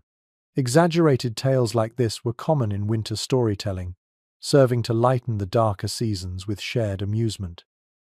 Next, an older woman stands slowly, leaning on a wooden cane. She tells a story about lights seen floating near the trees on a long-ago Christmas night. Some villagers insisted the lights belonged to wandering spirits. Others believed they were torches carried by hunters trapped in the forest. The truth, she says, was never discovered. Accounts of strange winter lights appear in multiple regional stories, and researchers often struggle to determine whether they reflect unusual natural phenomena or purely imaginative tradition. Her tale leaves the hall in thoughtful silence for a moment. A young man then steps forward with a grin. His story concerns a group of teenagers sneaking through the village on a winter night, trying to frighten their friends with animal masks. The prank went awry when a ram from the nearby pasture decided to join their mischief, chasing them down the green with surprising enthusiasm. The hall bursts into laughter again. Children gasp dramatically. Even the elder chuckles, shaking his head. As the laughter fades, the hearth crackles softly, drawing attention back to the fire's gentle rhythm. Shadows flutter along the walls like slow-moving spirits. A faint draft moves through the hall, but it feels refreshing rather than cold, as though the stories have warmed the air around you. A quiet pause follows. Then one of the musicians stands and carries his lute to the center of the circle. He strums a soft chord, then begins singing an old winter ballad. The melody flows like warm honey, smooth and steady. The lyrics speak of a winter journey, of finding shelter in unexpected places, and of the promise of spring hidden beneath the snow. According to documented musical traditions, Ballads like this were often sung at gatherings to bridge the space between storytelling and reflection. As the musician finishes, another villager begins a more solemn tale. He speaks of the winter his family nearly lost their harvest. He describes the fear, the hunger, and the day when neighbors arrived with baskets of grain to help them survive. His voice cracks slightly as he recalls the moment his mother wept with relief. The hall falls deeply silent. Even the fire seems to quiet itself. These stories of community and perseverance are the heart of winter gatherings, binding the listeners with invisible thread. When he finishes, the elder nods approvingly and rises again. He tells one last story, shorter than the others, about a child who once fell asleep by the hearth on Christmas night and dreamed of the village lit by thousands of tiny flames floating in the air, each one a blessing for the coming year. Whether dream or legend, he says, the meaning remains the same. Light persists even in the darker seasons. The hall remains still for a long breath. Then the spell lifts gently. People shift, stretch their legs, and speak softly to one another. Children whisper excitedly about their favorite tales. Adults share quiet smiles. The fire crackles again, brighter now after being stirred, and as the evening deepens toward night, you sense the celebration is not yet finished. Outside, the snow continues falling. Inside, where the stories linger like warm embers, the next tradition waits patiently to unfold. You remain seated near the fire, as the glow of storytelling begins to settle into the bones of the hall. People speak in quiet tones, savoring the warmth of the evening and the gentle calm that follows shared memory. But gradually, as the fire grows brighter and the shadows deepen along the rafters, a new kind of anticipation drifts through the room. Children sense it first. Their heads lift, their eyes widen. They look toward the door, then toward the oldest villagers, as if waiting for permission. It is time for the Christmas chowder walk. The name sounds humble, but the meaning runs deep. In many rural communities, Christmas evening held a tradition of sharing small bowls of warm stew or broth with neighbors and travelers passing through. Not the grand feast of midday, not the sweet dishes saved for the end of the night. Something simpler, something meant to be carried, shared, and remembered. According to certain winter customs recorded in local notes, this tradition balanced generosity with practicality, ensuring that no one ended Christmas hungry. A woman near the hearth rises and signals to the kitchen servants. They return carrying large pots filled with thick, steaming stew. The aroma of simmered root vegetables, herbs, and bits of meat fills the hall with a comforting warmth. Children hurry forward with wooden bowls, their hands outstretched. Adults line up behind them, patient and calm. You accept your own bowl, feeling the heat radiate through the wood. The stew is rich but humble, made from ingredients that hold well in winter: carrots, turnips, barley, and small pieces of leftover meat. A young man beside you remarks that every family contributes something to the evening stew. One person offers herbs, another adds barley. Someone else provides a small cut of pork saved from their own supply. A pot like this contains the village itself, piece by piece. The tradition requires the stew not to remain indoors. Once served, villagers bundle up again, ready to step back into the cold. Lanterns are passed around, cloaks are pulled tight. The door swings open, letting in a crisp breeze. The warmth of the hall spills outward into the snowy evening. You join the group as they walk slowly down the main lane, carrying their bowls carefully so the heat stays trapped. Snowflakes drift through the air, settling lightly on cloaks and boots. The lanterns cast soft circles of gold across the ground, turning the snow into a patchwork of shadow and light. The first stop is the cottage of an elderly woman who rarely leaves her home in winter. The villagers knock gently.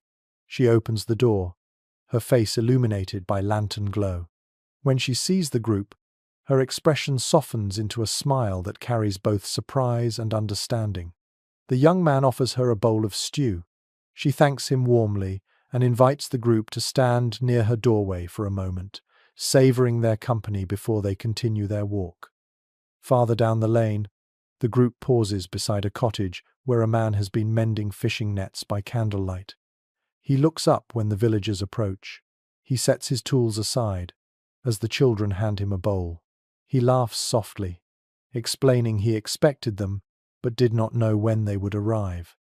He tells you that the night always feels brighter when footsteps approach his door on Christmas evening. The walk continues. Lanterns swing gently with each step. A few villagers begin humming a simple winter tune, its rhythm slow and soothing. Their breath rises into the night, forming pale curls that drift upward and disappear. At one cottage, a young mother answers the door holding an infant wrapped tightly in wool. She accepts the stew with gratitude, her eyes tired but peaceful. The baby lets out a small sigh, as though feeling the warmth through the air. The villagers speak to her softly, offering blessings for the child's first winter. At another house, a group of unmarried labourers gather near a small fire pit. They wave eagerly when they see the lanterns. One jokes that the chowder walk is the best part of Christmas, because it brings everyone together regardless of age or wealth. He accepts his bowl with exaggerated reverence, making the surrounding children giggle. As the group approaches the edge of the village, something unexpected occurs. A faint cry echoes across the field. The villagers stop, listening. The cry comes again, higher and sharper. A young shepherd steps forward, lantern held high. He calls out into the darkness. After a tense moment, a figure emerges from the blind space between shadows. It is a traveller, wrapped in a cloak stiffened by frost. His steps are unsteady. He leans heavily on a wooden staff. Without hesitation, the villagers hurry toward him. They offer him a bowl of stew, which he accepts with trembling hands. Steam rises into the cold air as he brings it close to his face, absorbing the warmth before even tasting it. You notice the relief in his posture, the way his shoulders loosen as the heat seeps into him. One of the villagers invites him to join the walk, guiding him gently back toward the village. Moments like this, you realize, embody the true spirit of the tradition. Not ceremony, not spectacle. A simple act of caring that requires no audience. As the group continues onward, the sky darkens into a deep, velvety blue. Stars appear, faint at first, then slowly brightening. The lanterns bob gently along the lane like floating embers. The cold sharpens, but does not bite as fiercely, softened by movement and companionship. Eventually, the chowder walk circles back to the hall. Bowls are returned to the washing station near the hearth. Cloaks are hung to dry. Lanterns are placed on tables to rest. The villagers settle back into their seats, cheeks flushed from cold and kindness alike. The musicians resume their places. They do not play lively dance tunes this time. Instead, they begin a slow, calming melody shaped by soft chords and long, gentle notes. The music drifts through the hall like the last warmth of a dying ember, weaving itself around those gathered. A child curls up beside her mother, eyelids heavy. A group of men sit near the hearth, speaking quietly about winters long past. A pair of women share a small flask of herbal drink, savouring its warmth. You sit quietly, your body softening into the peace that fills the room. The night outside remains cold, but inside the hall, warmth grows deeper with every shared breath. Christmas evening settles around the village like a soft cloak. No clamour, no noise, just the quiet glow of comfort, earned through community, generosity, and simple human closeness. And soon as the fire sinks lower, the revelry will give way to the last rituals of the night. You sit near the hearth for a long while, letting the warmth soak into your hands as the hall slowly shifts once more. The chowder walk has softened everyone's voices, and the musicians play with gentler hands now. The atmosphere has changed again, descending into something deeper, quieter, and edged with mystery. Outside, the snow falls in slow, steady flakes. Inside, the air grows thick with the feeling that the night is not yet finished. Not quite. Christmas in this medieval village does not end with feasting or games or charity alone. There is one more tradition waiting for its moment, one older than most people here can trace. A winter custom kept alive in small pockets of the countryside. A ritual that belongs to the liminal space between celebration and superstition. Some call it the Ember Night Watch, others call it the Listening Hour. Whatever its name, the villagers treat it with a strange mixture of curiosity and caution. The steward steps forward again, this time speaking in a lowered tone. He announces that those who wish to take part should gather their cloaks and lanterns. No one is required to join, yet nearly everyone does. The decision feels as natural as breathing. A few children are carried home to bed, their eyelids too heavy for further adventure. But most villagers wrap themselves warmly and form a quiet procession toward the door. You follow them outside. The air is colder than before, sharper, but perfectly still. Snowflakes drift lazily downward, settling on shawls and hoods. The group moves toward the edge of the village in near silence. Only lantern light breaks the darkness, painting swaying circles across the snow. You have no idea where they are going, but the anticipation feels strangely comforting. A woman walking beside you explains that the Ember Night Watch is a moment to observe the world in its quietest hour. Some say the night holds whispers, others say the earth itself seems to breathe. Whether these ideas carry truth or are simply rooted in old belief remains uncertain. The procession reaches a wide field that stretches beyond the last row of cottages. It glows faintly in moonlight, the surface smooth and untouched. Lanterns are placed gently on the ground in a wide circle. People settle onto fallen logs or stand with arms folded against the cold. The hush is immediate and absolute. A man clears his throat softly. He explains for the younger villagers that this tradition, as far back as their grandparents could remember, was meant to honor the quiet strength of winter. According to certain local stories, people gathered on Christmas night to listen for signs of the coming year. Some claimed to hear the earth thawing deep below. Others listened for the hoot of an owl, believed by some families to carry messages from the unseen world. The interpretations vary wildly, and even the villagers seem amused by the conflicting explanations. Yet they still gather. The fire that burned all day in the hall has been allowed to die down to glowing embers. These embers were carried here in a metal basin, their light pulsing weakly but insistently. Villagers gather around it, warming their hands. The steward kneels beside the embers and adjusts them carefully. He says that the ritual calls for no flame, only glow. Fire is too loud. Embers whisper. The silence deepens. Snow drifts thickly now, softening every sound. The world feels wrapped in cotton. You close your eyes for a moment, listening. At first you hear nothing but your own breath. Then faintly, you pick up the distant rustle of a night bird, a soft crack of ice forming deeper in the field, a faraway bark that echoes strangely through the cold. A few villagers share hushed comments. One whispers that she heard something like a sigh from beneath the snow. Another claims she heard the faintest ring of metal, as though someone far away were striking a bell. A man insists he heard nothing at all, and yet he looks strangely moved by that nothing. The meaning lies not in accuracy, but in attention. This is a moment when time feels thinner. The embers glow a little brighter as the cold night air feeds them. A soft pulse of orange light reflects off the villagers' faces, highlighting thoughtful eyes and chapped skin. The night stretches quietly around you. Someone begins humming a single note, barely audible. Another joins. Soon a soft, wordless sound hums through the group, blending with the cold air, rising and fading like breath shared between many people. You feel something settle inside you, a kind of stillness that cannot be forced, only invited. After a while, the steward lifts his hand gently, and the humming fades. Silence returns, but it feels different now, warmer somehow. He scoops a small amount of ash from the basin with gloved fingers. One by one, villagers step forward to dip their fingers lightly into the cooled ash. Then they press the faint mark onto their cloak, a symbol that holds no fixed meaning. Each family interprets it differently.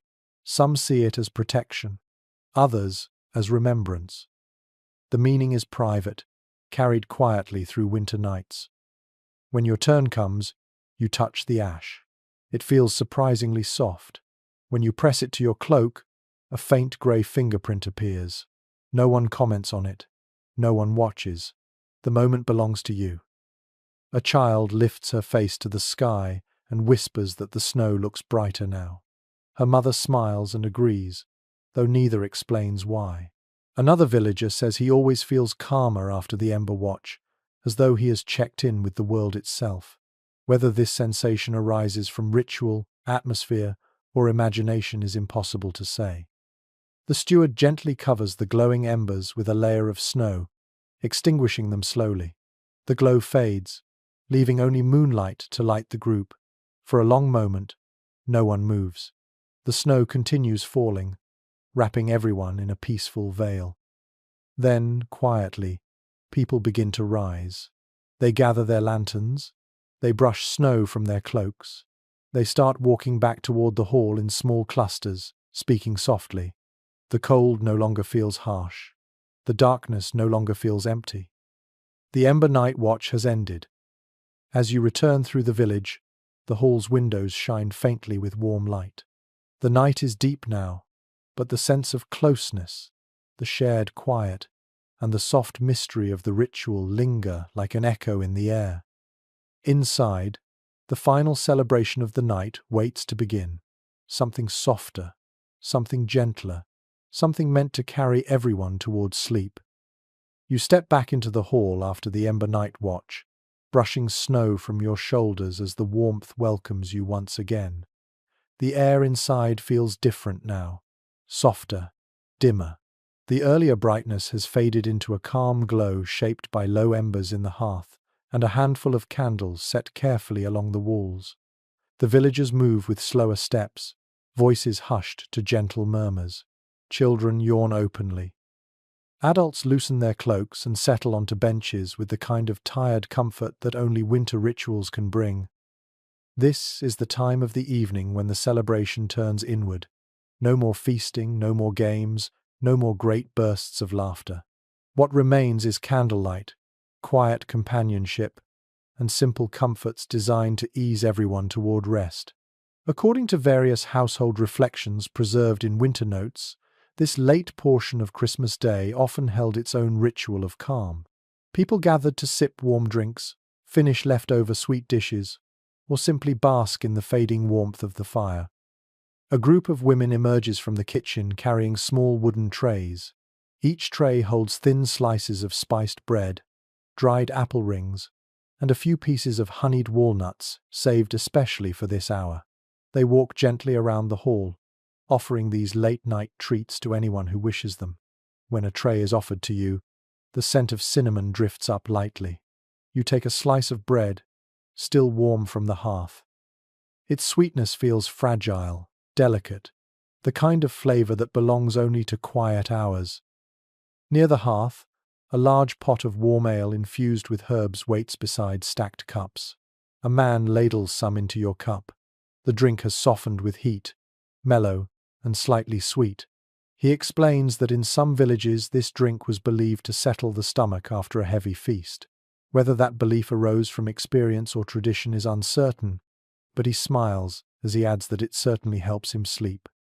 You walk slowly through the hall, listening to the changing atmosphere. A mother cradles her drowsy child, gently smoothing her hair. Two elderly men sit shoulder to shoulder, speaking in low tones about winters they endured long ago. A group of teenagers quietly shares the last bits of nuts and dried berries, their earlier boldness now softened by the weight of the day. The musicians settle into a corner and begin to play a new melody. This time it is not lively nor even cheerful.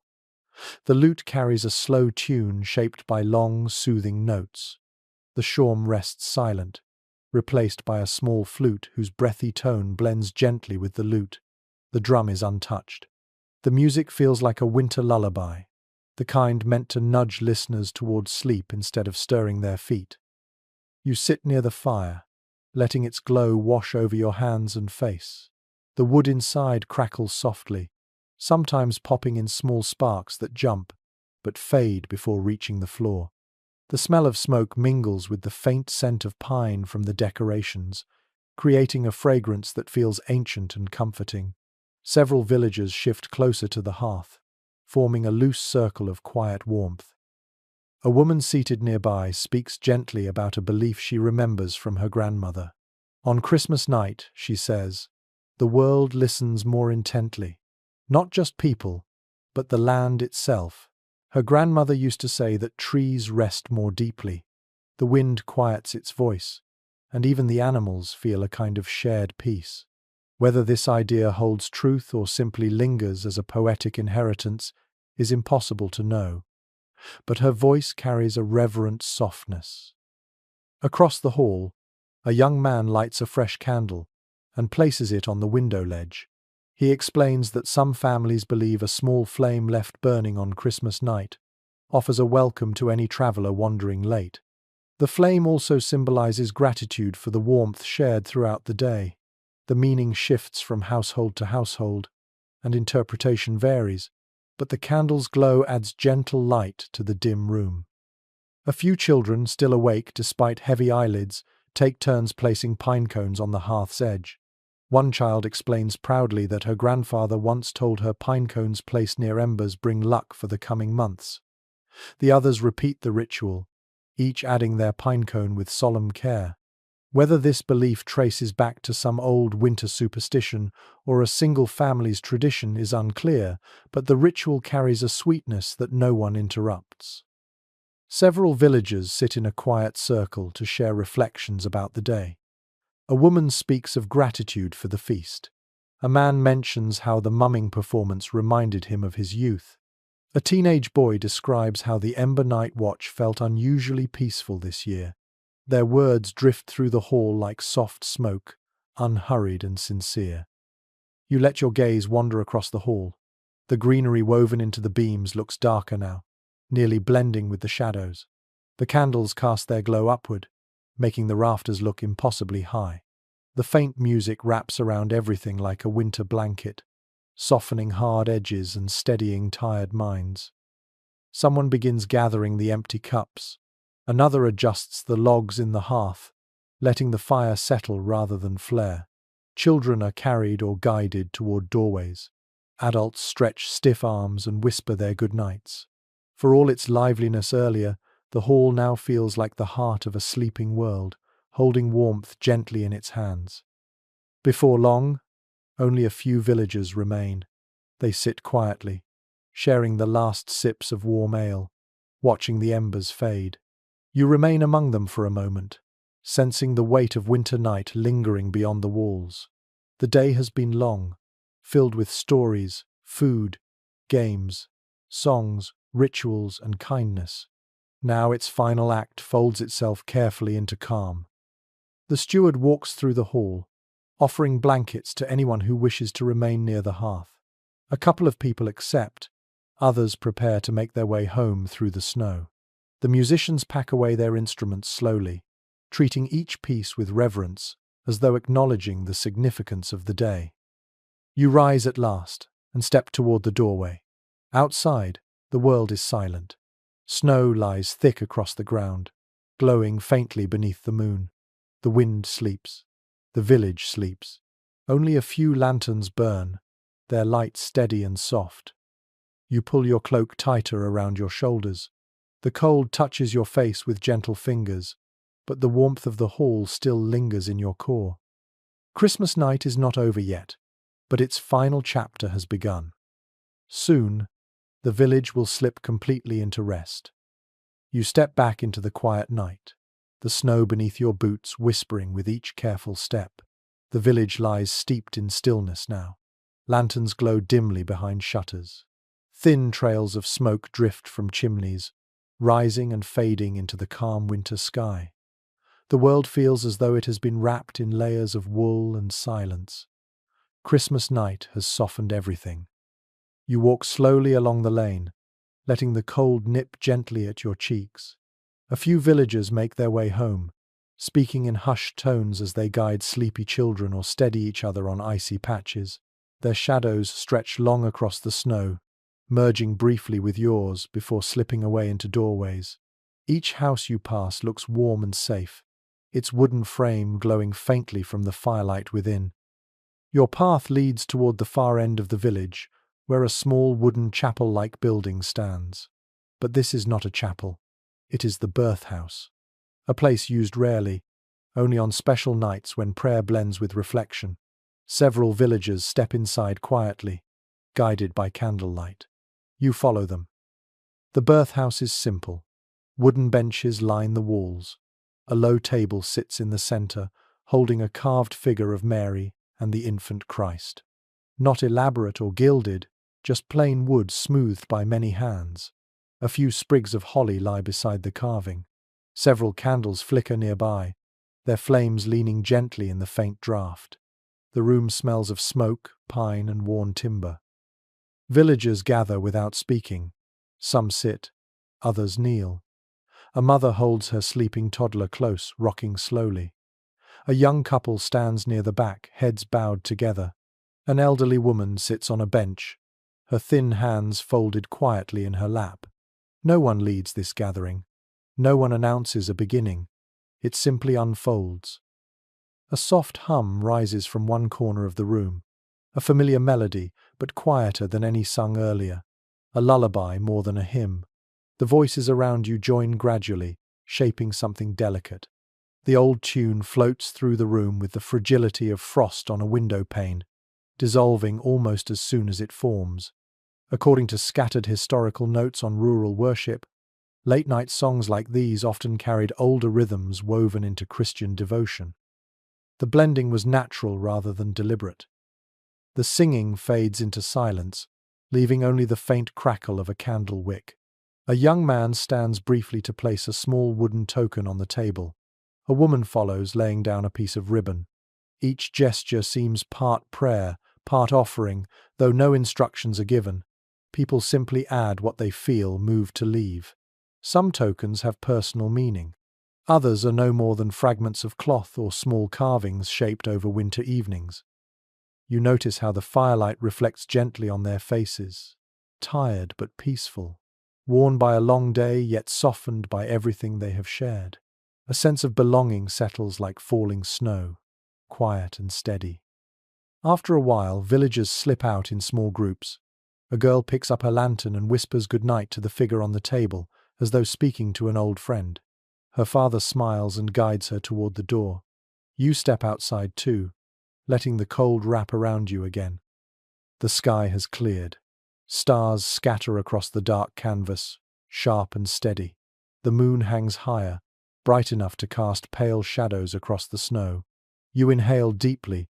The air feels colder now, but also cleaner, as though the whole world has taken a slow breath. On your walk back toward the central lane, you hear a soft sound behind you. Footsteps. A woman approaches, carrying a basket covered with cloth. When she recognizes you, she smiles shyly and explains she is taking warm broth to a neighbor whose child fell ill earlier in the week. She adds that her mother taught her never to let Christmas night pass without visiting at least one person in need. Whether this practice came from religious instruction or family custom is unclear, but she follows it faithfully. You walk with her for a few moments, listening as she describes winters past. She speaks of harsh blizzards, surprise thaws, and years when food was scarce yet kindness remained abundant. After she turns down a narrow path, you continue alone. The village seems to glow from within, each window a small ember, each doorway a quiet sanctuary. You pause beside the well, listening to the faint drip of melting ice deep below. A fox darts across the lane and disappears behind a cottage, leaving delicate tracks that will be gone by morning. As you approach the hall, you find only a few people outside, brushing snow from their cloaks before heading home. They bid you a gentle good night. Inside, the hall has grown even dimmer. Only the embers remain, glowing faintly on the hearth like tired eyes closing. A few blankets lie folded neatly on the benches, left for those who choose to sleep near the warmth. You sit for a moment near the dying fire. The quiet feels different now that nearly everyone has gone. Not empty, more like the final breath of a long song. A few glowing embers pulse softly, and you watch them until they begin to fade. You rise and step outside again. Snowflakes land silently on your cloak. The night is deep. The village sleeps. And somewhere in the distance, barely audible, an owl calls into the stillness.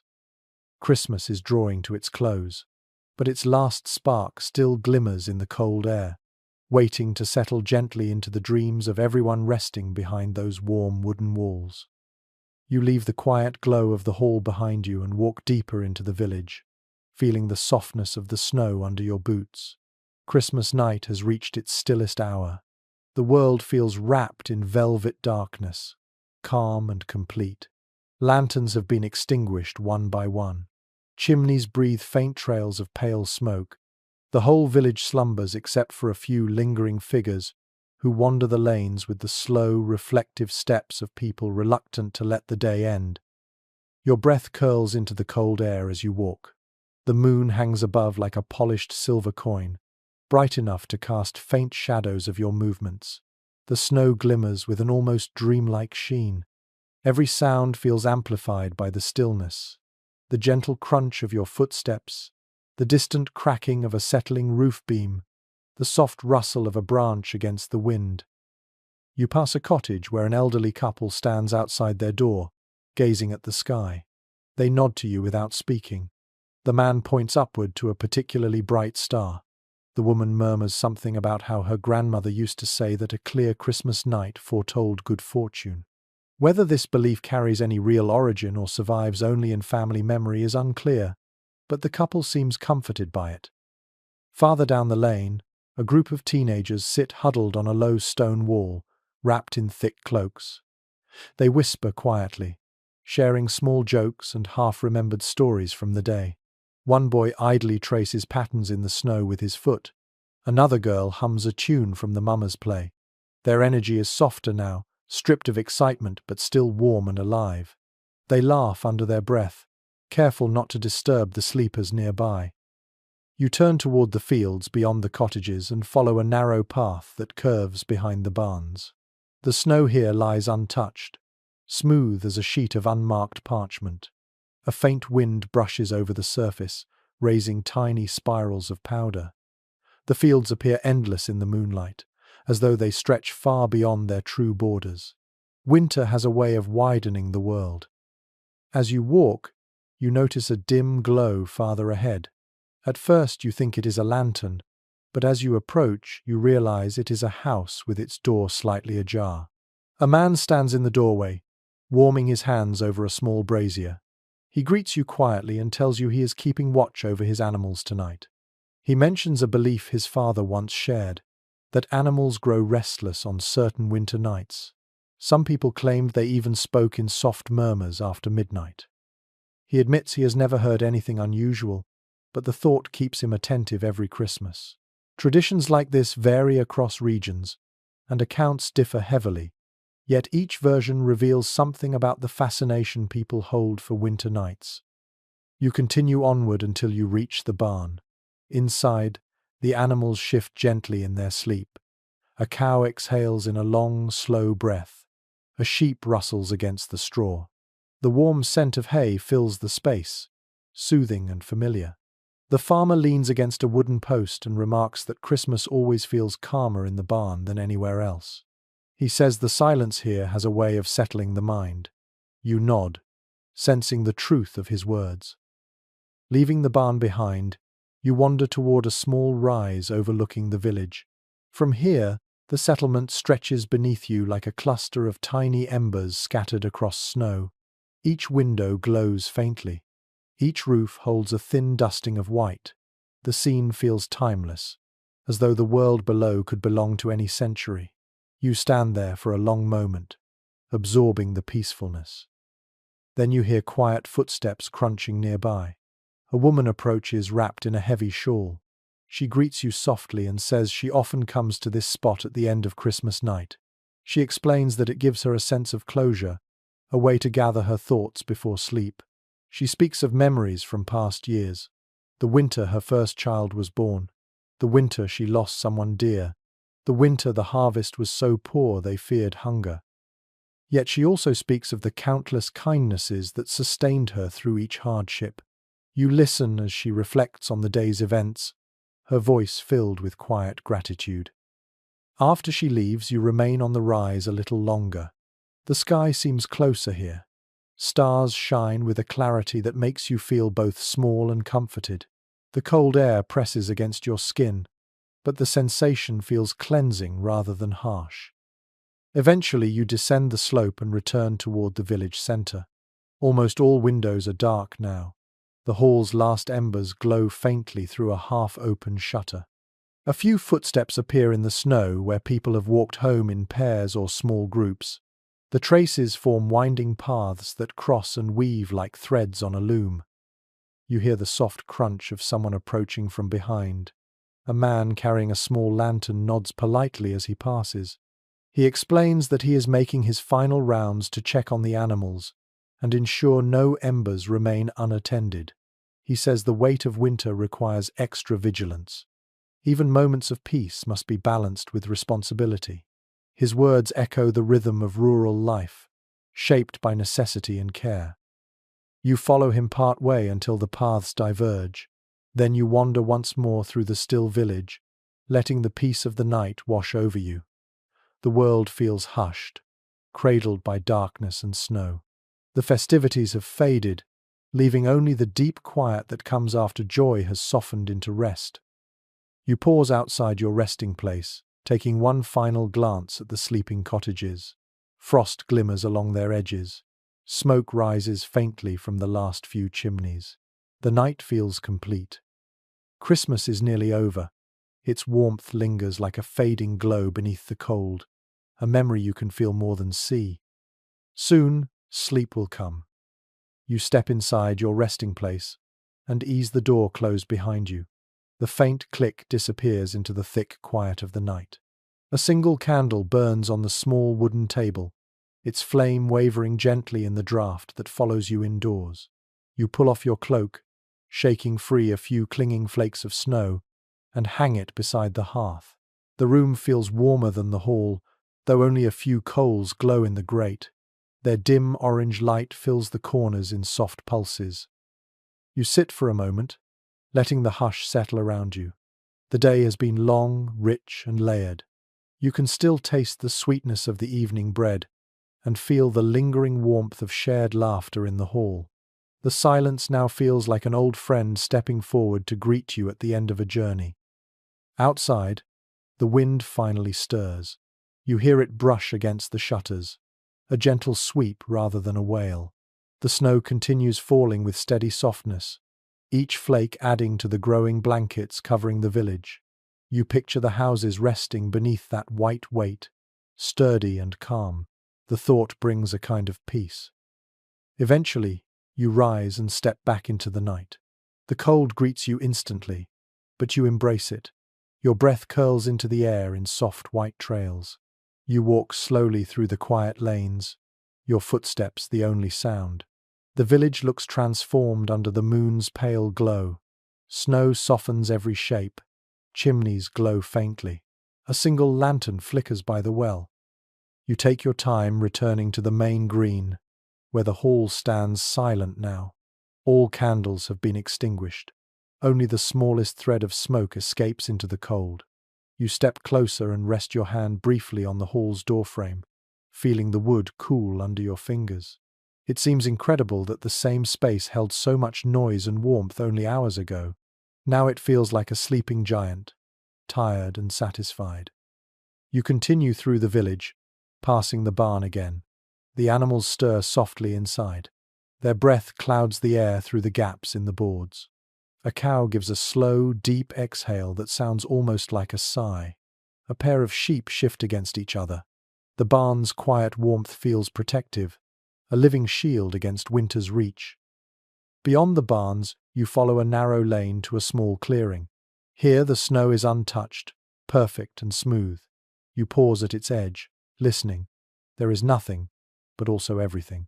A deep quiet that holds the weight of all that came before. If you close your eyes, you can still hear faint echoes of the music, the laughter, the storytelling, the whispered prayers, the crunch of boots on snow. the hum of voices during the ember night watch. All of it lingers in the air like smoke that refuses to fade. You continue onward until you reach the last cottage on the far side of the green. A soft light glows behind the window. You see two silhouettes seated by a small fire. They appear to be talking quietly, their forms moving slowly as though each gesture matters. The sight is comforting. Not every home is asleep yet. Christmas still lives in these final hours. You turn back toward the village center and walk to the small wooden bench beneath the old oak tree. The branches above are heavy with snow. Frost glitters across the bench's surface like crushed stars. You sweep the snow aside and sit, exhaling slowly. Your breath rises into the clear night, fading into the moonlit sky. From here you can see nearly the entire village. The roofs curve gently under the snow. The chimneys look like little towers carved from charcoal. The winding paths left by villagers earlier in the evening form soft trails crisscrossing the white ground. Every detail feels touched by a kind of magic that only winter nights possess. You close your eyes again. The sounds of the day return in waves. The bustle of the feast, the shouts of children during games, the lively notes of the lute, the masked laughter of the mummers, the hushed reverence of the birthhouse, the soft footsteps during the chowder walk, the deep silence of the ember watch. Each sound melts into the next, forming a long ribbon of memory. When you open your eyes, the stars above seem brighter, colder, sharper. You feel the weight of the night beginning to settle into your bones, not heavy but serene. You stand and make your way back to your resting place. Inside, the candle is still burning. You place your hands near the last glow of the fire, warming your fingers. The candle's flame leans toward you as though listening. You sit on the edge of the bed, breathing slowly, letting the closeness of the small room soothe you. You lie back, drawing the blankets around you. They smell faintly of wool and smoke. The quiet deepens. The last bit of candlelight flickers across the wall, its glow gradually shrinking. You close your eyes. Christmas has come and gone. The village sleeps, the snow falls, and the night wraps you in its gentle hold. You rest now, sinking deeper into the warmth of the blankets, letting the final threads of the night weave around you like soft wool. The sounds of the village fade into a distant hush, replaced by the slow rhythm of your own breath. The world outside lies still beneath its blanket of snow, untouched and serene. Every cottage rests. Every ember glows faintly in a quiet hearth. The whole landscape breathes in soft, patient intervals. Your mind drifts gently back over the day, but the details blur, softened by the calm settling through your body. The laughter from the hall becomes a warm hum. The flicker of candlelight melts into a gentle glow behind your eyelids. Even the cold winter air that once nipped at your cheeks softens now into something almost comforting, as though the memory itself has lost its sharpness. You feel your muscles loosen, one by one, as though they have been waiting for this stillness. Your hands grow warm, your shoulders sink deeper into the bedding. The last sliver of tension fades from your jaw. Every part of you feels gently anchored, safe within the quiet room. The night moves slowly past your window, carrying its own soft rhythm. The snow continues falling in silent flakes, settling across rooftops and fields. It moves without hurry, without weight, drifting in patterns older than memory. You let that timelessness seep into you. Every breath becomes a little slower, a little deeper, a little softer. You are warm, you are safe, and the world outside is calm enough for sleep to arrive without effort. Let your thoughts drift wherever they wish. Let the quiet settle around you. Let the warmth hold you gently as you drift into rest. Good night.